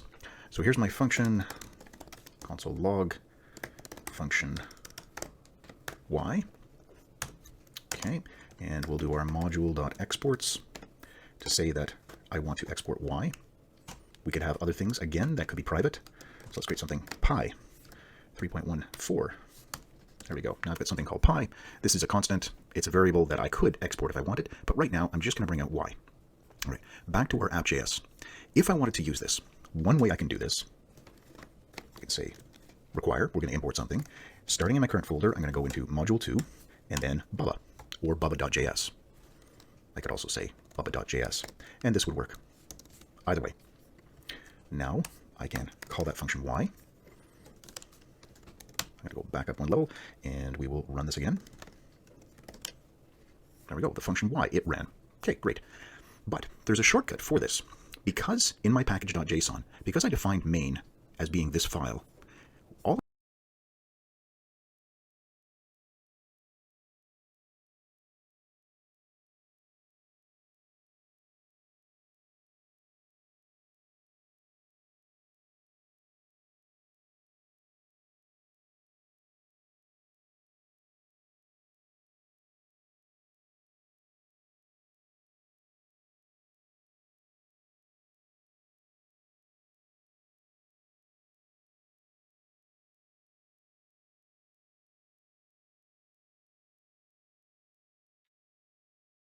I have to do to make this thing run is actually come back in here, comment this one out, do another copy of it. I can leave that off, just like that. Now I'm pointing to a folder. I don't know it's a folder, but Node will figure out that this is a folder. It will then look inside that folder for a file called package.json and check to see, in this file, what's the entry for main? Okay, this is the file right here, bubble.js. That's the one that we're going to go to get the export to use back inside of here. So we're back to this one, run it again, and it still works with this approach. And this is why we leave the .js off.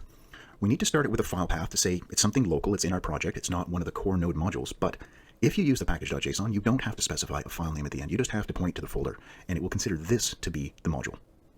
Okay, just a couple other variations that we're going to do. Going back to our module 1, so I'm going to close these other ones up. Back in module 1, I wanted to show you a few other variations. Now here, I've exported all of the things in this file. We can say... I don't think that's what I want. I have an idea, which is just erase this stuff from the file and see what happens.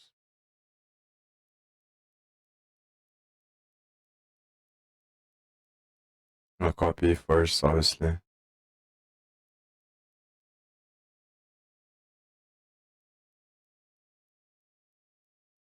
See here.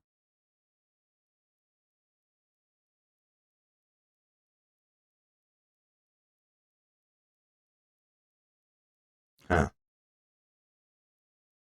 This is not defined. Interesting.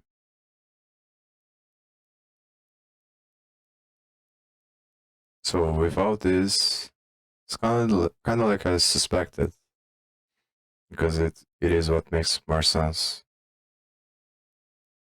Somehow this is connected to other scripts, maybe, or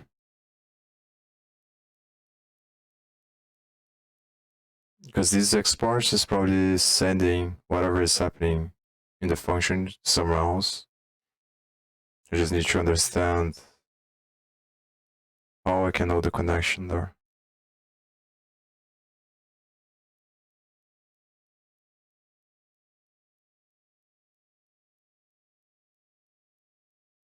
And I was back there.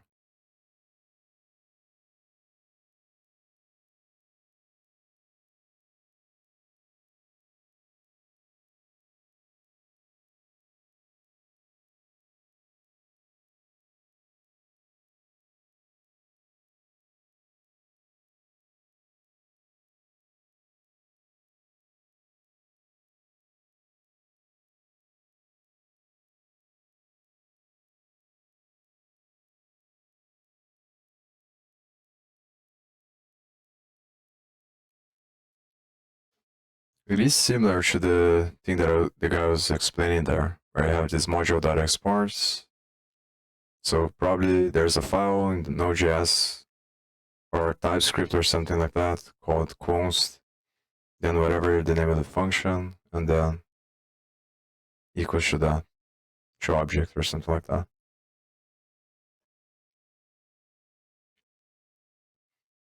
I just don't understand how is this possible if the file is not explicit here.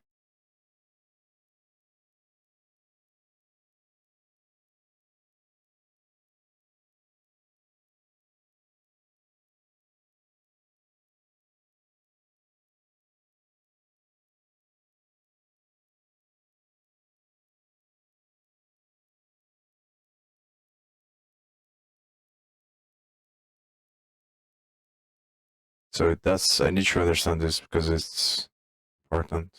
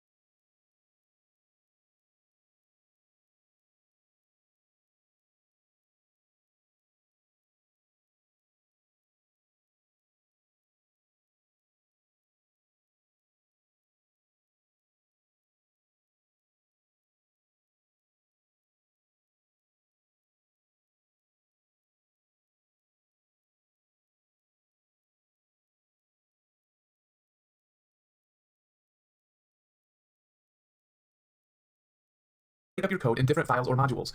Though this is an official ES6 feature, it is not implemented in any browsers natively at this time, but it is implemented in many transpilers such as Babel and Webpack. The export statement is used to export functions, objects, or primitives from a given file or module. You can have multiple named exports in one file like this. So imagine this is all one file, lib.js, and these are all exports. We can export a constant, we can export a function, and see these all have different names.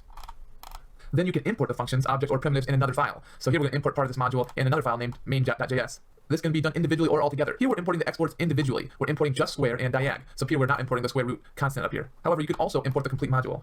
So this is how you do that. To import the complete module, you just do import asterisk as lib from lib. So now instead of calling the functions directly with square and diag, we're going to do lib.square, lib.diag. But now we'll also be able to directly access the square root constant by doing lib.square root. You can also import with different names. So if you have a really long function name, you just put import really long module member name as short name. Now you just access it by just typing short name instead of the much longer name that it was originally in the other file. Now what I've shown you so far are called named exports because we're exporting things with specific names. Square root, export square. There's another export syntax called export default. Usually you're going to use this syntax if only one value is being exported from a file. It is also used to create a fallback value for a file or module. With export default, you can only have one value be a default export in each module or file. At the beginning of your file, we're saying this is myfunc.js, you're going to put export default and then the function, or you can put a class here, and then the entire function or class when export goes right in these curly braces. So this is going to be your whole file with all the code right in here. One thing to remember is that you don't put a semicolon at the end. And then when you're importing it, so we're imagining this is another file called main1.js, and when you import it's a little different because when you're importing a single default export, there are no curly braces around the name. So I'm going to import myfunc, and you can see that's different from up here where you put curly braces around the names of what you're importing. Also, you can see the name myfunc is not up here, so we're actually giving it a name in this other file, and then we can call that function here. Well, thanks for watching. My name is Bo Carnes. Don't forget to subscribe, and remember, use your code for good.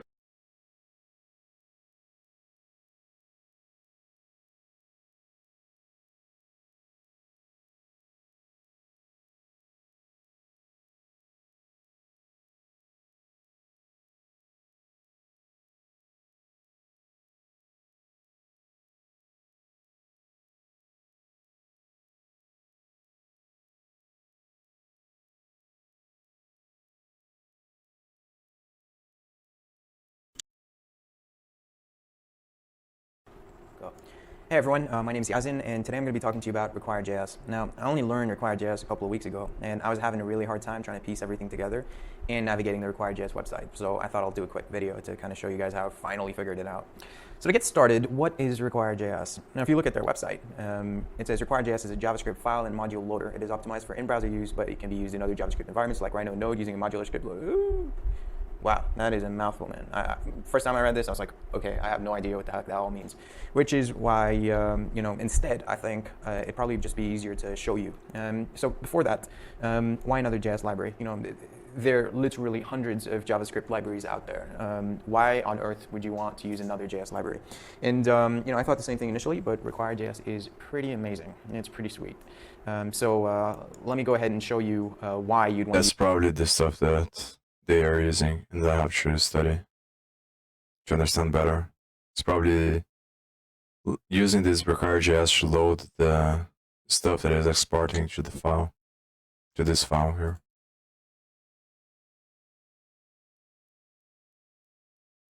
Use Require.js. I have here a typical HTML file.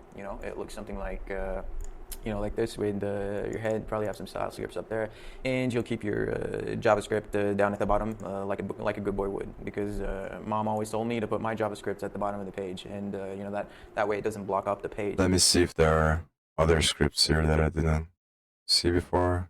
Yeah, probably not. Documents get that element ID, but this is just from the HTML stuff that exists on this page.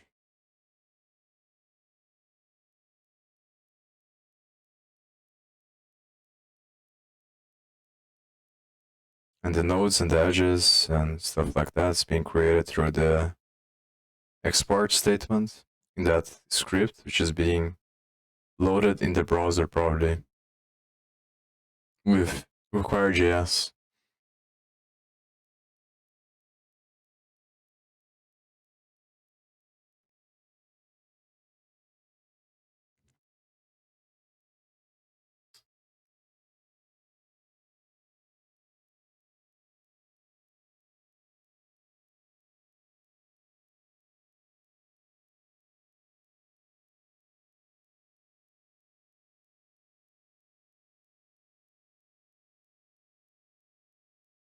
And nodes, new is data set.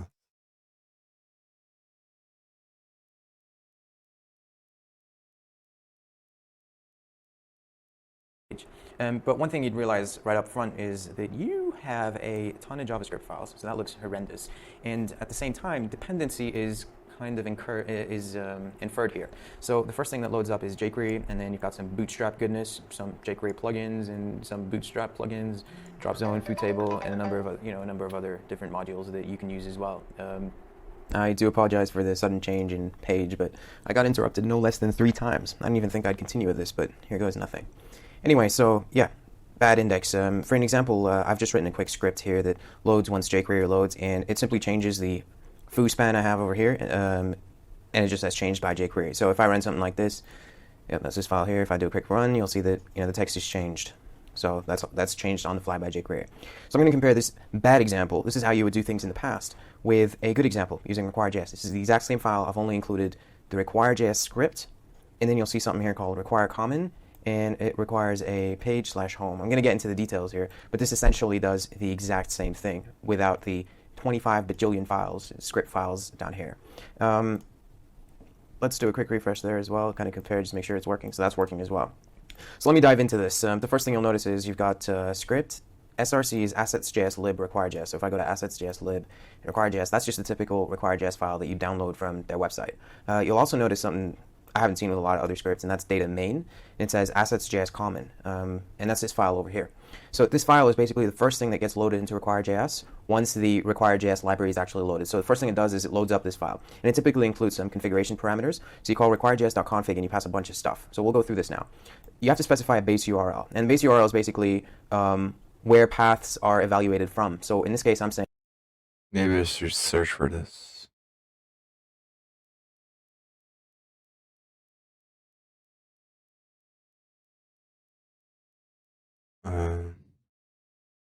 RJS. No results.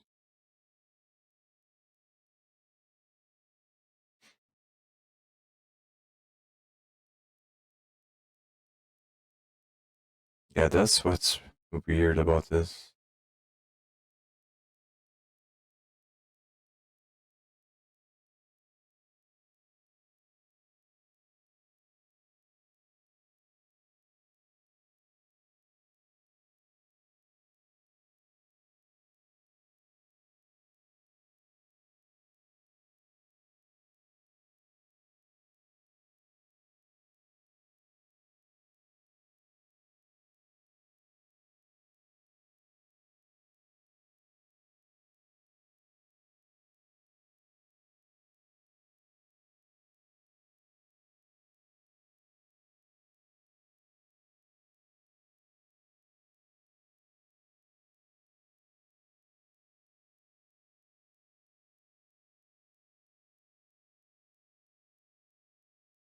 I should be sending this stuff somewhere else.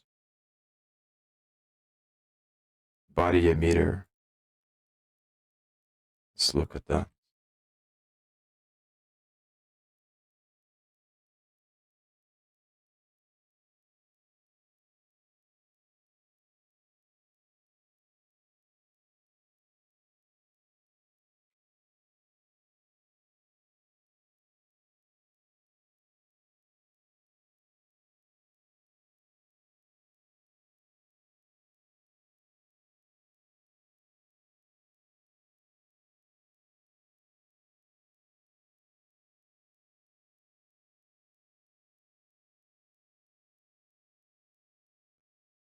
I think Node.js uses the same extension as JavaScript.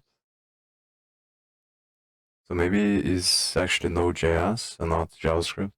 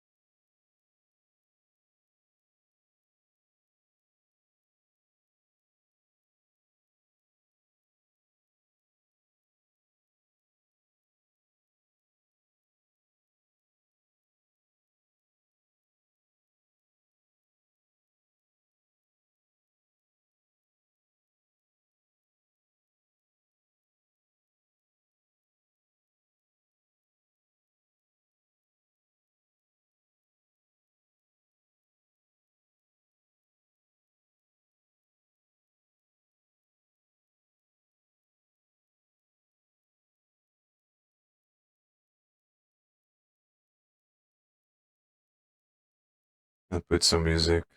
I'm gonna read this. First,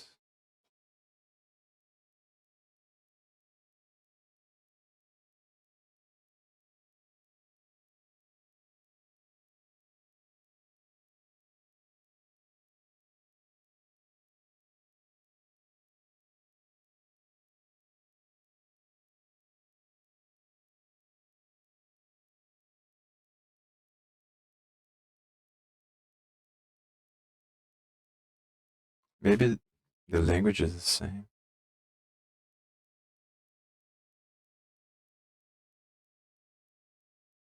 Let's search for this. I want to know if the file is JavaScript file or Node.js file.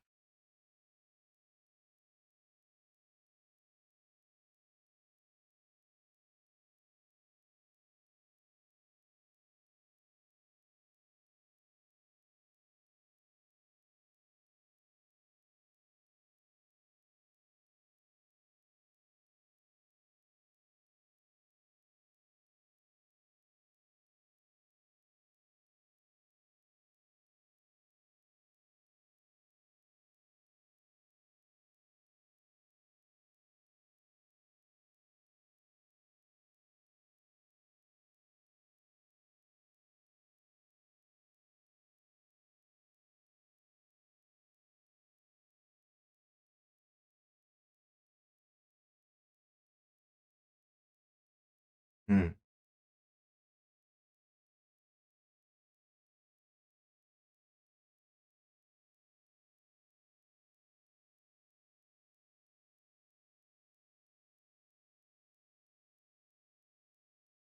Require.may.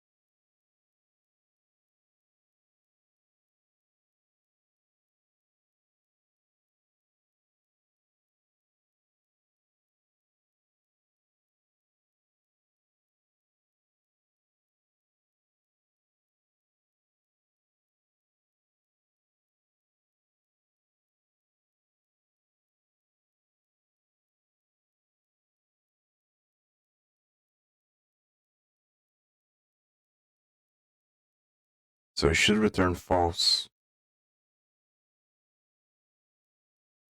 But I don't understand really well. Should I console log the function?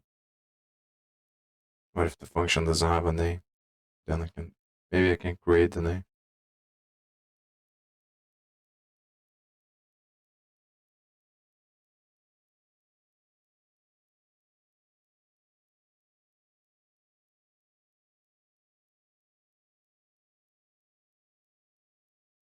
This is confusing to me because I'm not sure if it's saying that I should write this at the end of the file and then console log it or not. Maybe I should just try it out and see.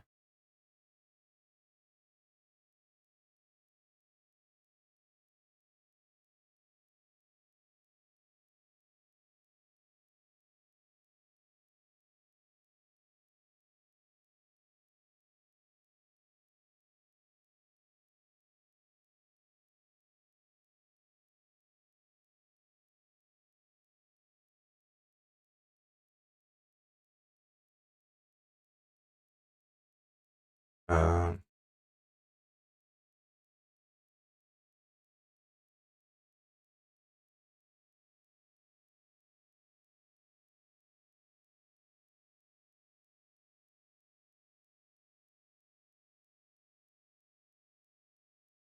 require is not fine.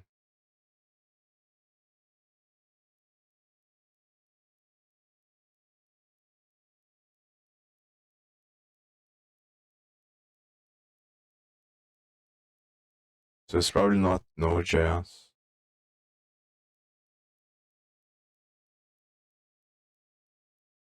It's hard to know what what is going on, because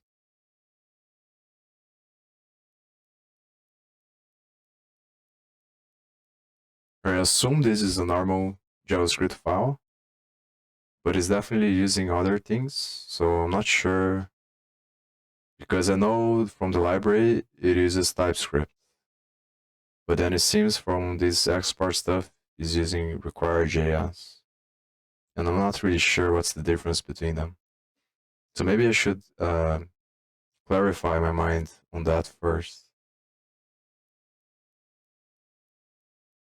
so I can make the assumptions about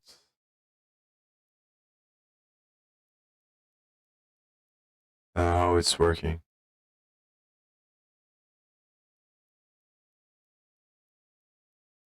So maybe I'll watch videos about that. Okay, let's talk about importing and exporting JavaScript files. Now, this is something that up until fairly recently you couldn't really do in the browser. Now we have the ability to break up our scripts into separate files, which we could always do before, but now we can load those files and have them loaded in a sequence. We can actually check for dependencies. There's so many different JavaScript stuff, and it's hard to understand the difference between them, both in the code and the extensions. And a lot of the times people invent names. It's not unnecessarily, but it just makes it seem a lot more complicated than it actually is once you understand what's going on. Check to make sure that modules are being imported. Do things conditionally that way. So if you were going to have an embedded script, which doesn't normally happen. I know in a lot of my code samples and examples, I'm always putting things inside of an embedded script, inside my HTML file, but typically you would have your scripts all in external files. You have the one main, and then we're going to do imports into that one main one. If you do end up putting your script inside embedded in the HTML file, you will have to add type equals module in order to be able to do the imports. Just a little side note for you. Now, I have here my script and then an external script that I'm going to import. The way we do the import is like this. And this is something that's only really been around since Chrome version 61, I believe. Version 67 is the current version of Chrome, so it hasn't been that long. So the keyword import, followed by, in curly braces, the names of the functions or objects that you want to import from another keyword, and then the name of the file, the path, and the file name that you want to import. So we'll take a look at that file itself. Inside there, we've got the keyword export in front of a function. So I've got two functions here, myfunc and myfunc2. I put the keyword export in front of this function. That's going to let me bring that into this file so that I can now call this function from inside of here. So we take a look inside of the page, we run that, and 7, there it is. So we ran the function, 6, it added 1, and wrote that out. So that works. What about myfunc2? So if we uncomment that one, we run it, we get a reference error. myfunc2 is not defined. So myfunc2, I'm calling it here, and it exists inside the file, but two things are missing. One, I haven't said that this is available for export, and two, I haven't said that I want to import it. So if I just try to do the import, I come back and I run this. There we go, uncaught syntax error. The requested module does not provide an export name myfunc2. So pretty good error message. Tells me exactly what the problem is. This file doesn't have something called myfunc2 available for me. If I add both the export and the import, there we go. Now both methods are running. Now an alternative, so you can pick and choose which things that you want to export here. So you can go down your list of functions, your list of variables, and put export in front of the ones that you want. Or alternatively, you can do this. So similar syntax to the import, we just put the keyword export, and then inside curly braces, you list off the things that you want to export. So now this would work the same way. Make sure I please will save. Yeah, okay. Come back in. And sure enough, this still works. So export with the objects, and you can also give aliases to things. So it's called myfunc2, or myfunc3 rather, but I've given an alias to it so that in here, if I were to try and do a console log, and I'm calling the function myfunc3, passing it the number 3, so I should get 1 as a result, run that, we get an error. And that's because, oh, sorry, we didn't come up here and do the import is one of the problems. So I could try to do that, myfunc3, try that first. Same error.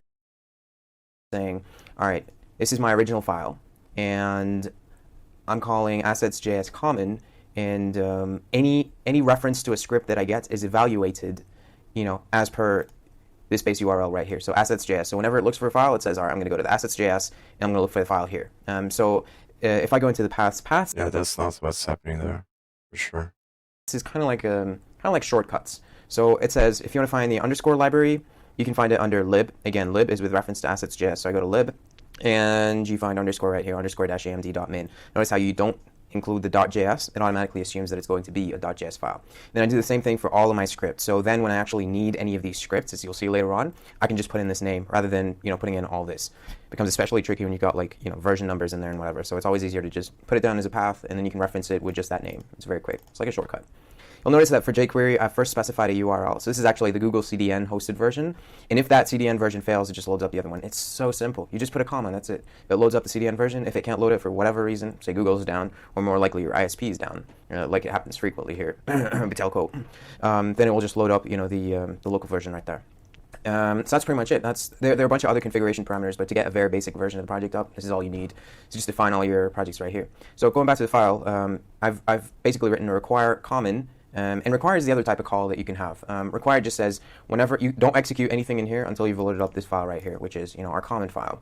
And common is essentially this. Assets.js is your base URL, and under assets.js you find your common file right here. It just loads up some configuration options, and then it requires page/home. Now this is really interesting. Okay, page-home is basically page/home.js. Here you see another property of require.js. So there's the configure call, which you've already gone through. The define call is what's next. So whenever I create a .js file, I have to call define on it, so that when I need to execute anything in this file, I can simply call it using page/home, for example, because this is home.js in the page folder. So define is basically what gets executed when you call require page/home. And here you basically note down your dependencies. So I say, all right, home.js is just going to require jQuery. I need to make sure that I've got jQuery loaded. And then you pass a function. And the first parameter in the function is the first dependency that you load. So in this case, it takes jQuery and it stuffs it into this $sign. Now I can change this into whatever I want. I could say y, and then call it with y. And then I can just save that and refresh, and it will still work. See? Still works. But yeah, just stick with convention and go with the $sign. I could also call in underscore. So if I required underscore, if I was using underscore here, I would just say dollar and then comma underscore, and then I'd be able to use any underscore function I needed over here. So it's ridiculously simple to pull in libraries. And again, remember, because I defined underscore as a path over here, I can just use it as it is. Otherwise, I could also just say, require lib/underscore, amd.min. That would work as well. But since I've already defined a path for it, I don't have to do all that. I could just say underscore. How cool is that? All right, so that's basically it. Now, the really cool part about define is that you can return objects as well, and I'll show you what I mean. So if I actually if I actually want to return something, just like jQuery here returns a $sign and underscore returns an underscore, I can also define page.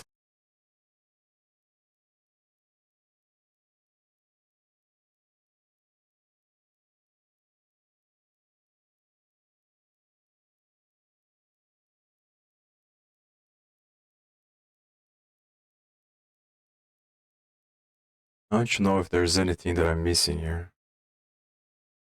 I just don't understand how this export stuff creates the viz. Where is this stuff being exported from? Because so far from the videos I watched, it seems that that's the case, where whenever you have that export modules, you're gonna have another file somewhere that is gonna be importing this function. It's probably gonna be something related to the viz library. But there's nothing here that is accessing that directly. This is commented out, and the ones that I have access directly are obviously the files that I have specified there in the project.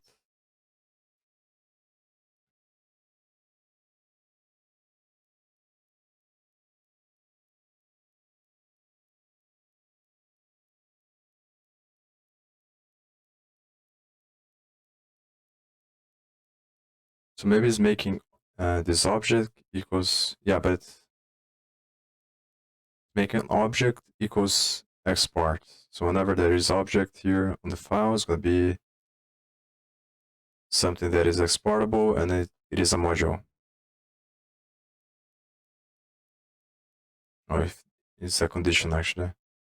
So if object is both exports and module, the module.exports equals the function with D.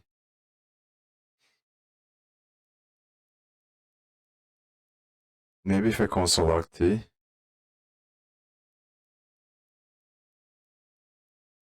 and if it isn't, then function equals define md, and define.amd. I remember I saw something about this when I searched for this in the beginning. So I should probably search for that as well. And I think it's from require.js. I think it's require.js, the name. This one.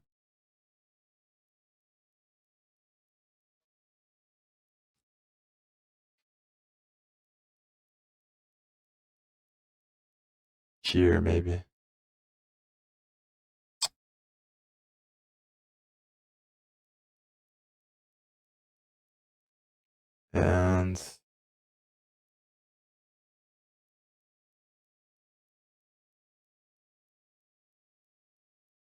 object equals type of exports. Exports.vis equals d.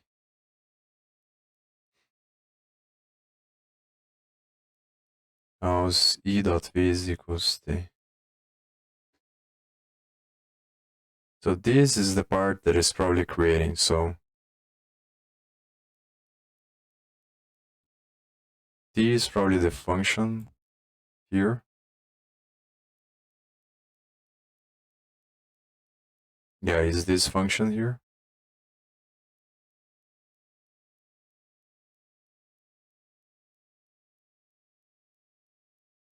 And saying that the instance e equals, so maybe it's just exporting to the same file. It's making the export equals that function there.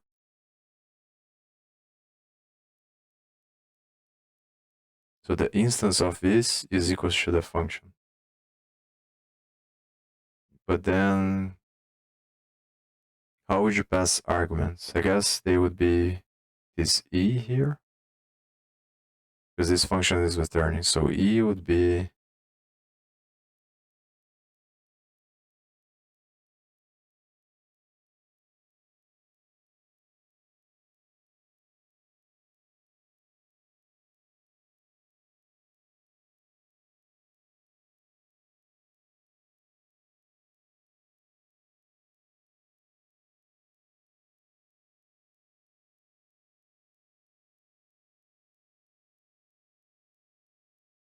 I think E would be the network stuff.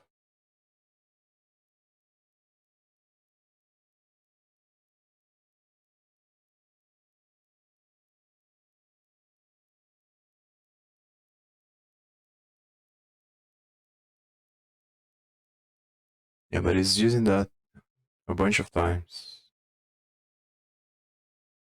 Because it's creating the nodes first, and then the edges somewhere here, probably.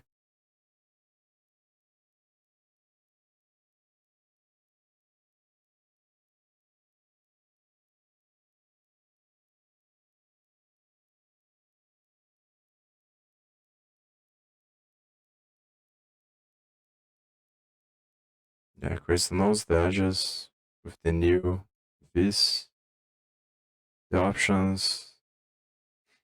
Then it makes network equals new vis dot network. So both the data and the data and the network are vis objects or instances. So the network is an instance that contains another instance. Vis, but the thing is, oh, actually, it makes sense because the id here is gonna be just the instance of the function. That's why it's coming before, or it's gonna be an export, exports.vis.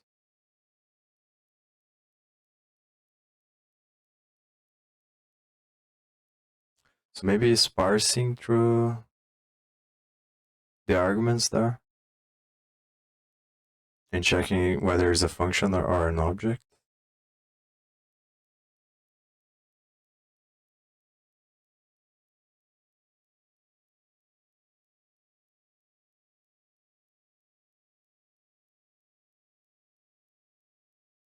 That doesn't make sense because it's also passing container.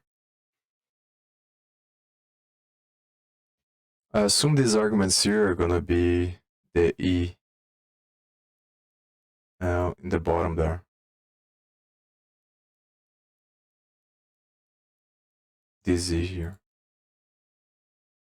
So maybe I should console log this. I need to go back to the line that is console logged here already. So I remove this line first. 16,500.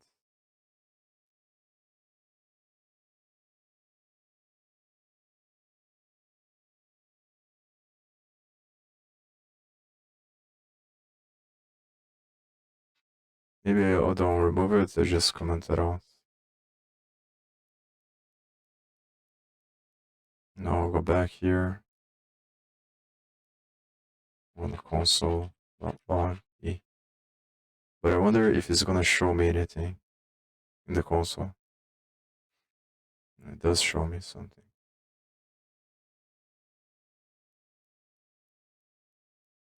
So there's a bunch of functions.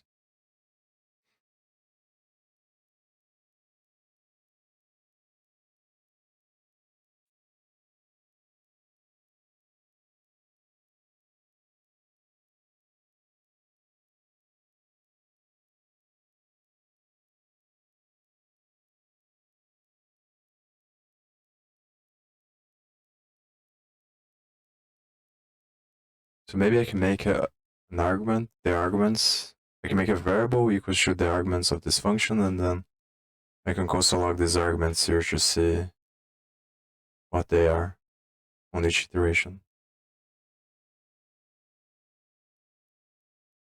So it's gonna have E, T, and I. It's really, really strange to me that they did it like this. It's like this weird. I don't see any reason why using other letters would be less efficient in some way. But at the same time, I haven't looked at other pages to see or investigated like this to see if that's just a standard way that people do this stuff. It seems really strange.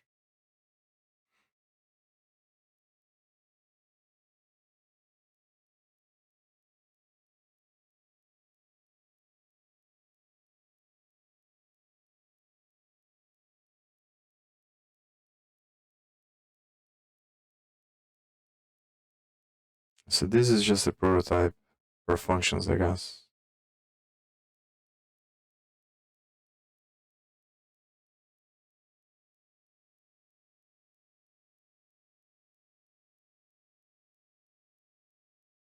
These scopes might be interesting.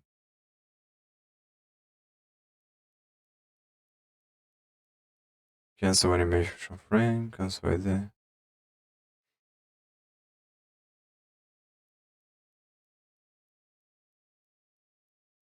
Draw graph. Huh.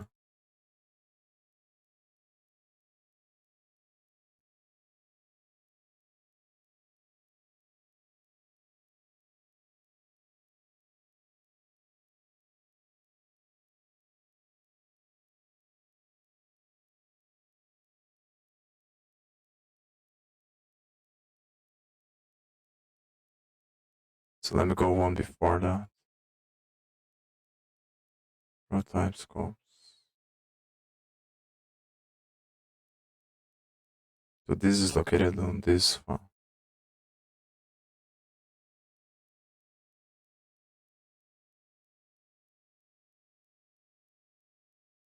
Draw graph as well. So I guess it's because all of them come from the draw graph. That's why this is here.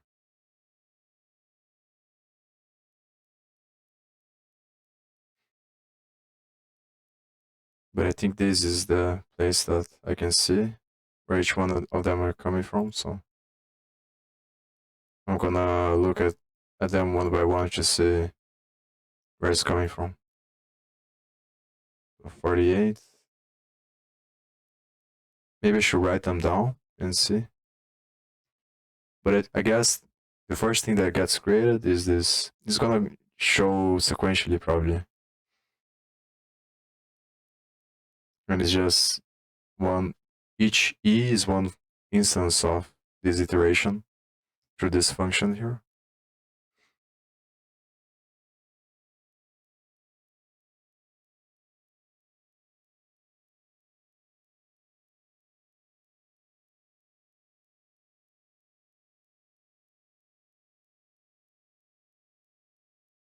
Which doesn't give me much. I think I have to do the thing that I was talking about of console logging the arguments. Because I think the arguments are going to give me more insight towards what each thing is.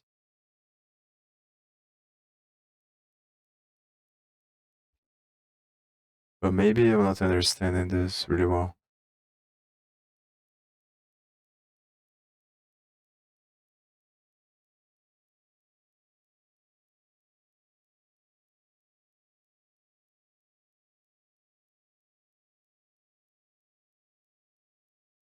I think E is the array of all the functions. So it might not be what I'm thinking about. It's not really the instance. Maybe if I console log this instead, outside the scope of this function.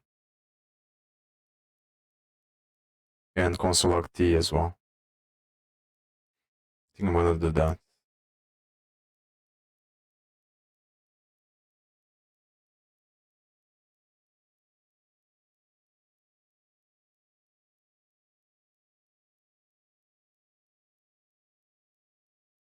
First, let me navigate through this.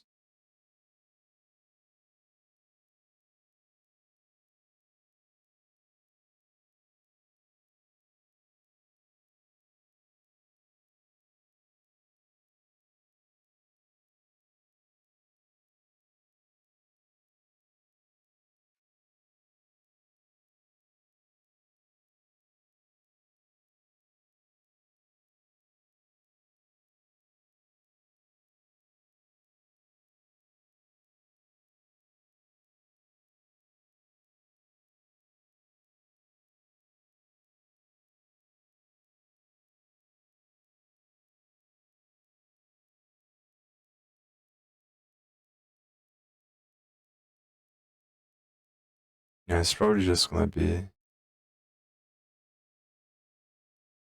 all the functions.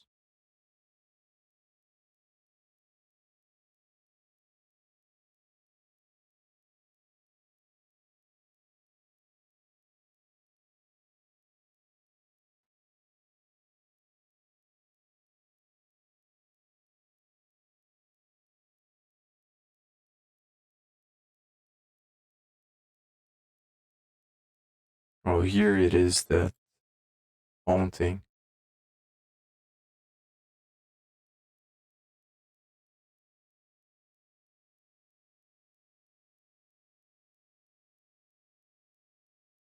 On once off.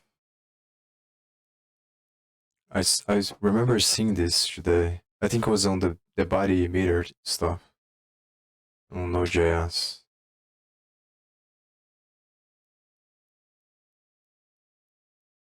Or somewhere here.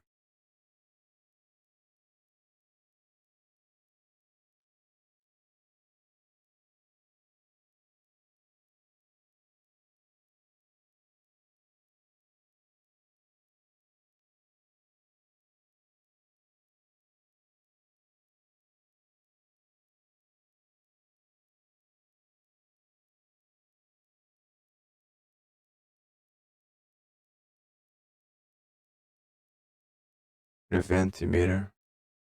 Yeah. Oh, but here is emit. Oh, maybe it's not the same thing.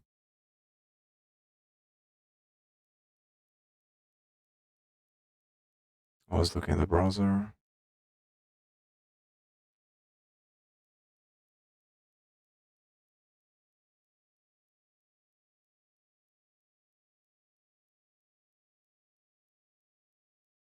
Emit. Maybe it is the same thing actually. So it's probably Node.js, this file.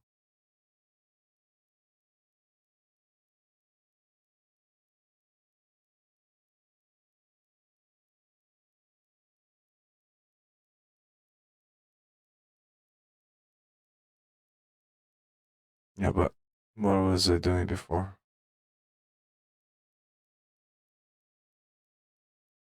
I think I was gonna change here the stuff that I'm console logging. So console log this.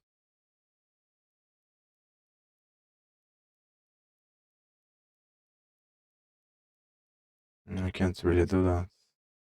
Oh, now it works.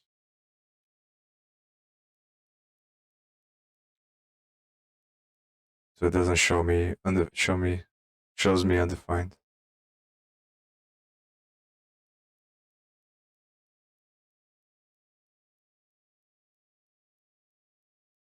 What if I put, because I think it's gonna be E here. It'll be E equals this. E is not defined.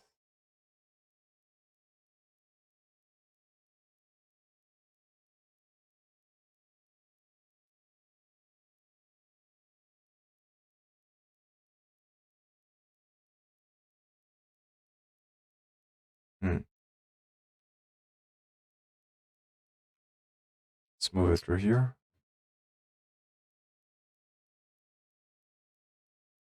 Hey, open HS.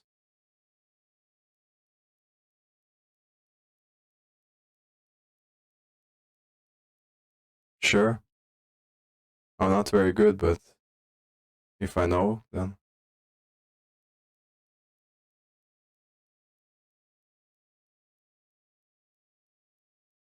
So he's probably this stuff here.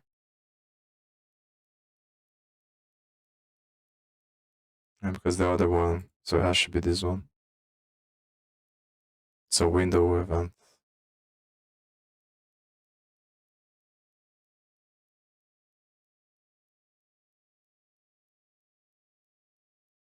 Trivia game in the chat room.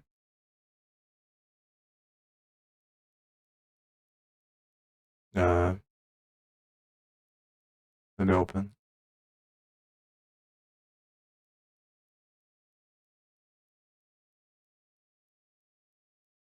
And the page is not working. The one that you sent me. Maybe it's still loading, but I don't think it works.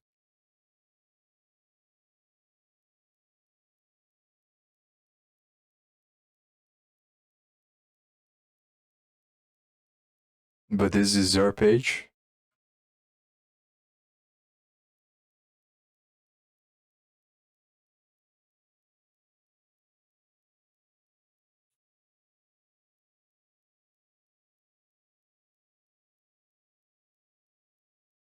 Doesn't load. Maybe.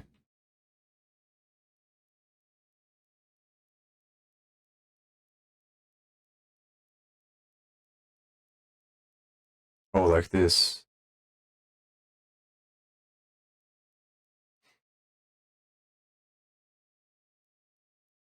Walk me through here. I don't think your links are gonna work. Just have to click.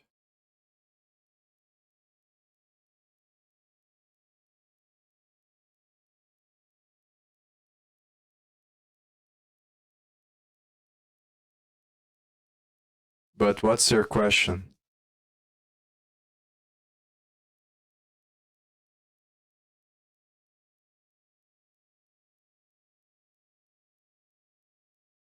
Yeah, but you send me. Oh, maybe if I write it down.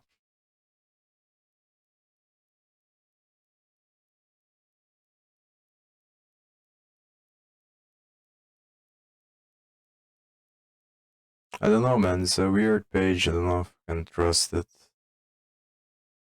Because of this extension here is a file extension.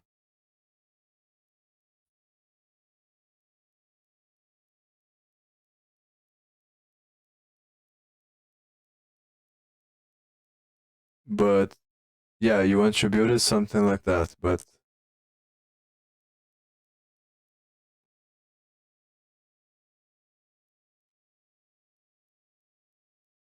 what is the exact question you have?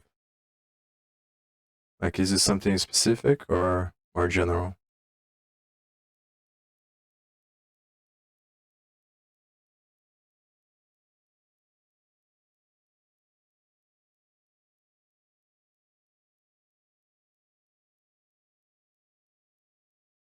Chatbot sending messages for everybody, but users only answering. Whisper.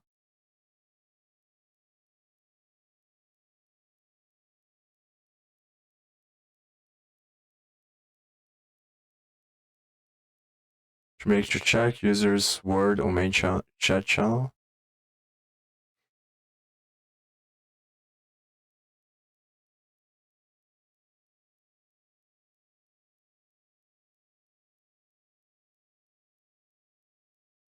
So this is not your project here.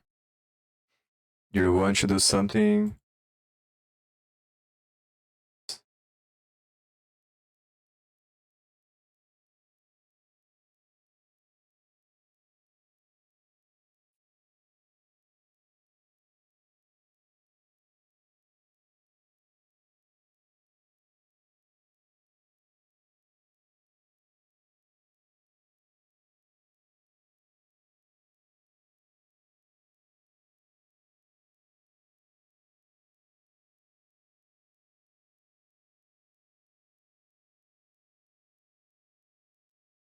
I'm not sure if I completely understand what you want to do. You have a chatbot sending messages for everybody. Users only answering in whisper. And what do you mean by that?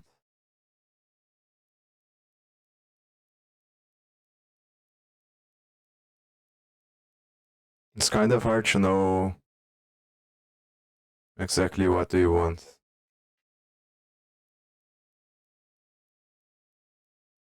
Do you have another website that I can search for that is similar to what you're trying to do? The one that you sent me looks suspicious. I don't want to open that.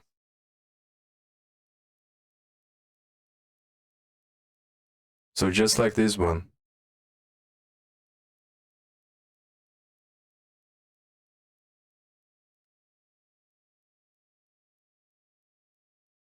So you're talking about this page, not the previous one.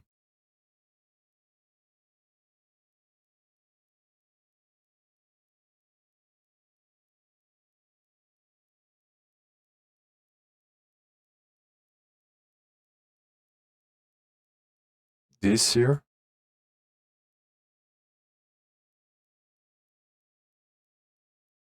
Oh, or this button here.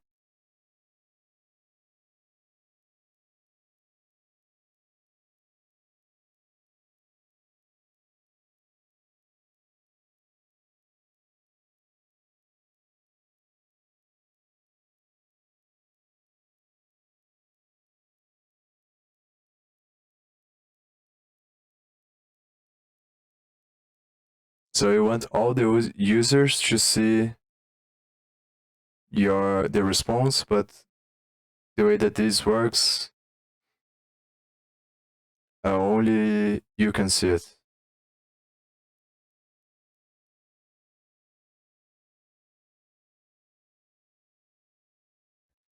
And why do you want to do that?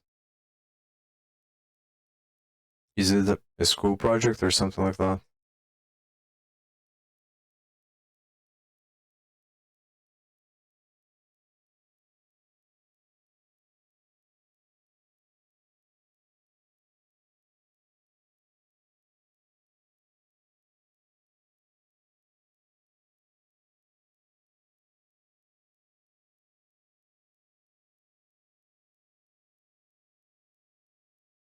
But what's the point of this? I don't understand.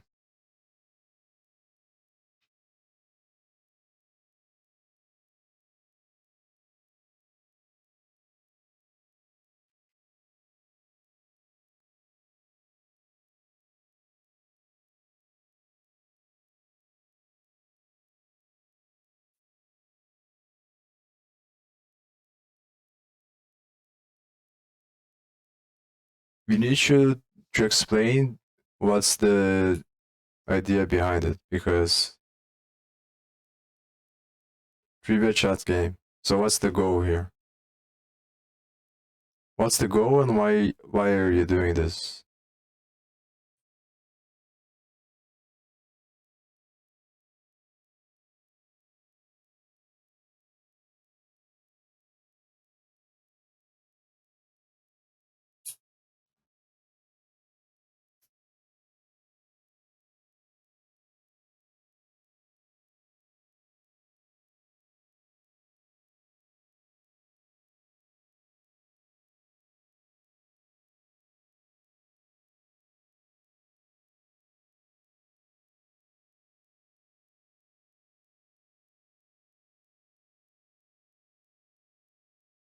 Chatbot asking questions on chat channel. Users will answer current.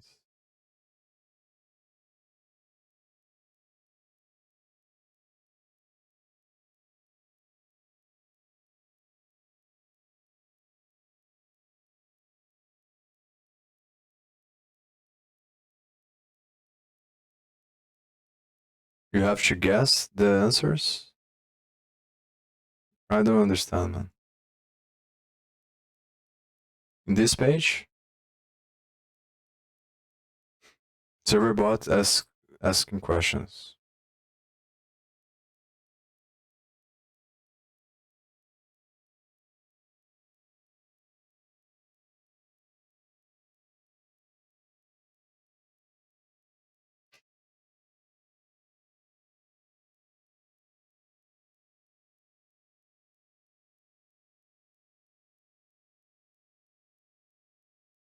And why do you want to do that?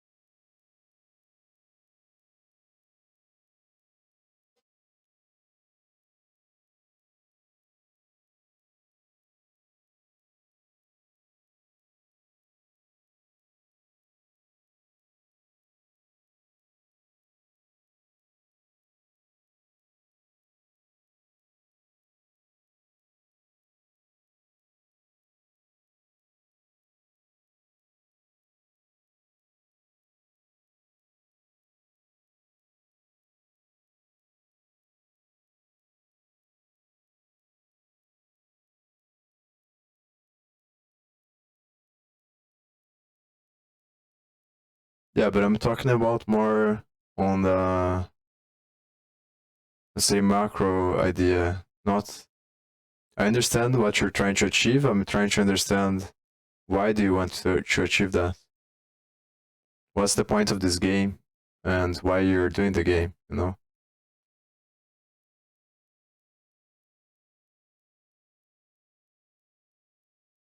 Do you win something or is it a project? Because where does this idea come from? Yeah, but if I don't understand where it comes from, I'm not gonna help you.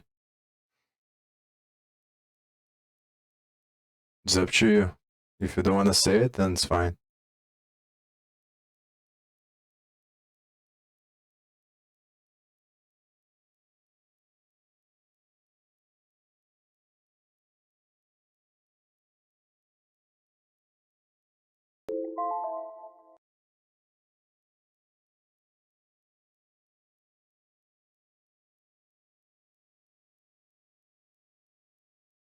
But are you doing this for yourself? Project?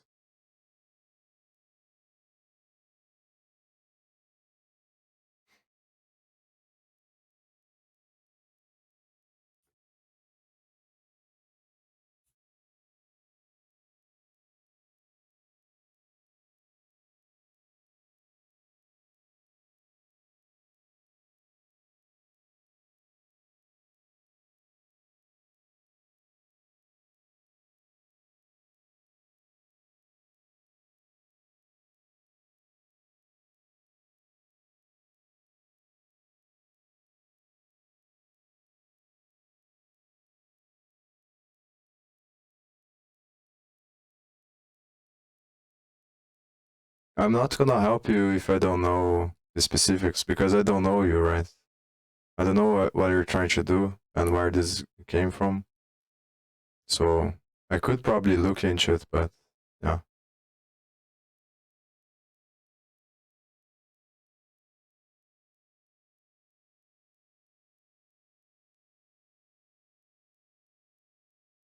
I would suggest though that if you think it's difficult, you should try to do something else and improve from there. That's why I asked if it's a school project or not, or something like that.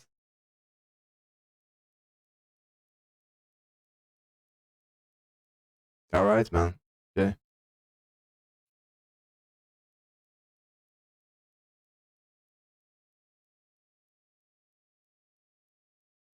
Sure. Sure.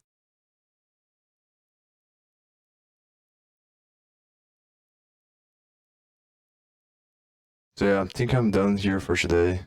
I've hit the 3 hours.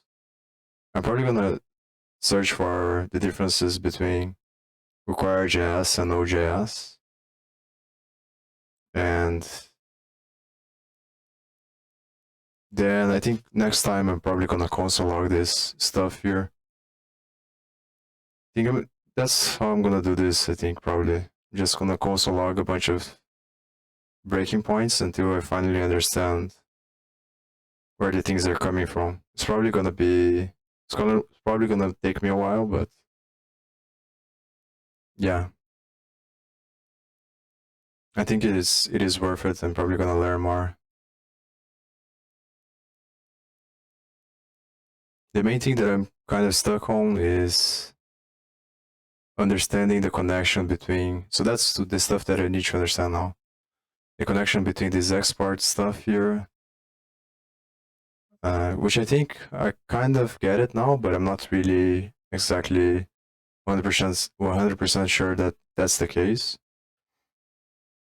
I think what's happening is that this is just exporting, it's just running this function here after it does this statement.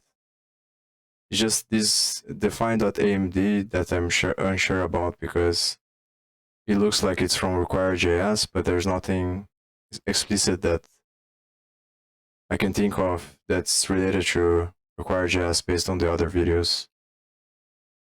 So that's the thing that I'm kind of not sure about. But I think this is running the function. And then when you create an instance of this on the HTML template, you're just activating the function there. And E is gonna be whatever instance of this you're creating on the HTML page. And then through that, it runs all these other functions to create the page. So I think the first step, I have to understand better what's the difference between Node.js and require.js. And I think that those are the main truths, and how things are loaded in the browser through them, and really make sure that I'm not missing anything, and it's just this file that is being activated, and there are no other files that are connected through this somehow, through the browser. And then after that, I can console log this E and the T, and I can do the arguments stuff to see if that's the case and if I'm getting the objects that are from the HTML here. And then I can investigate the event listeners that are the keys with mouse item and these lines that I wrote here to see how they are connected. And yeah, then I'll go from there. So I think I'll probably come back tomorrow. So see ya.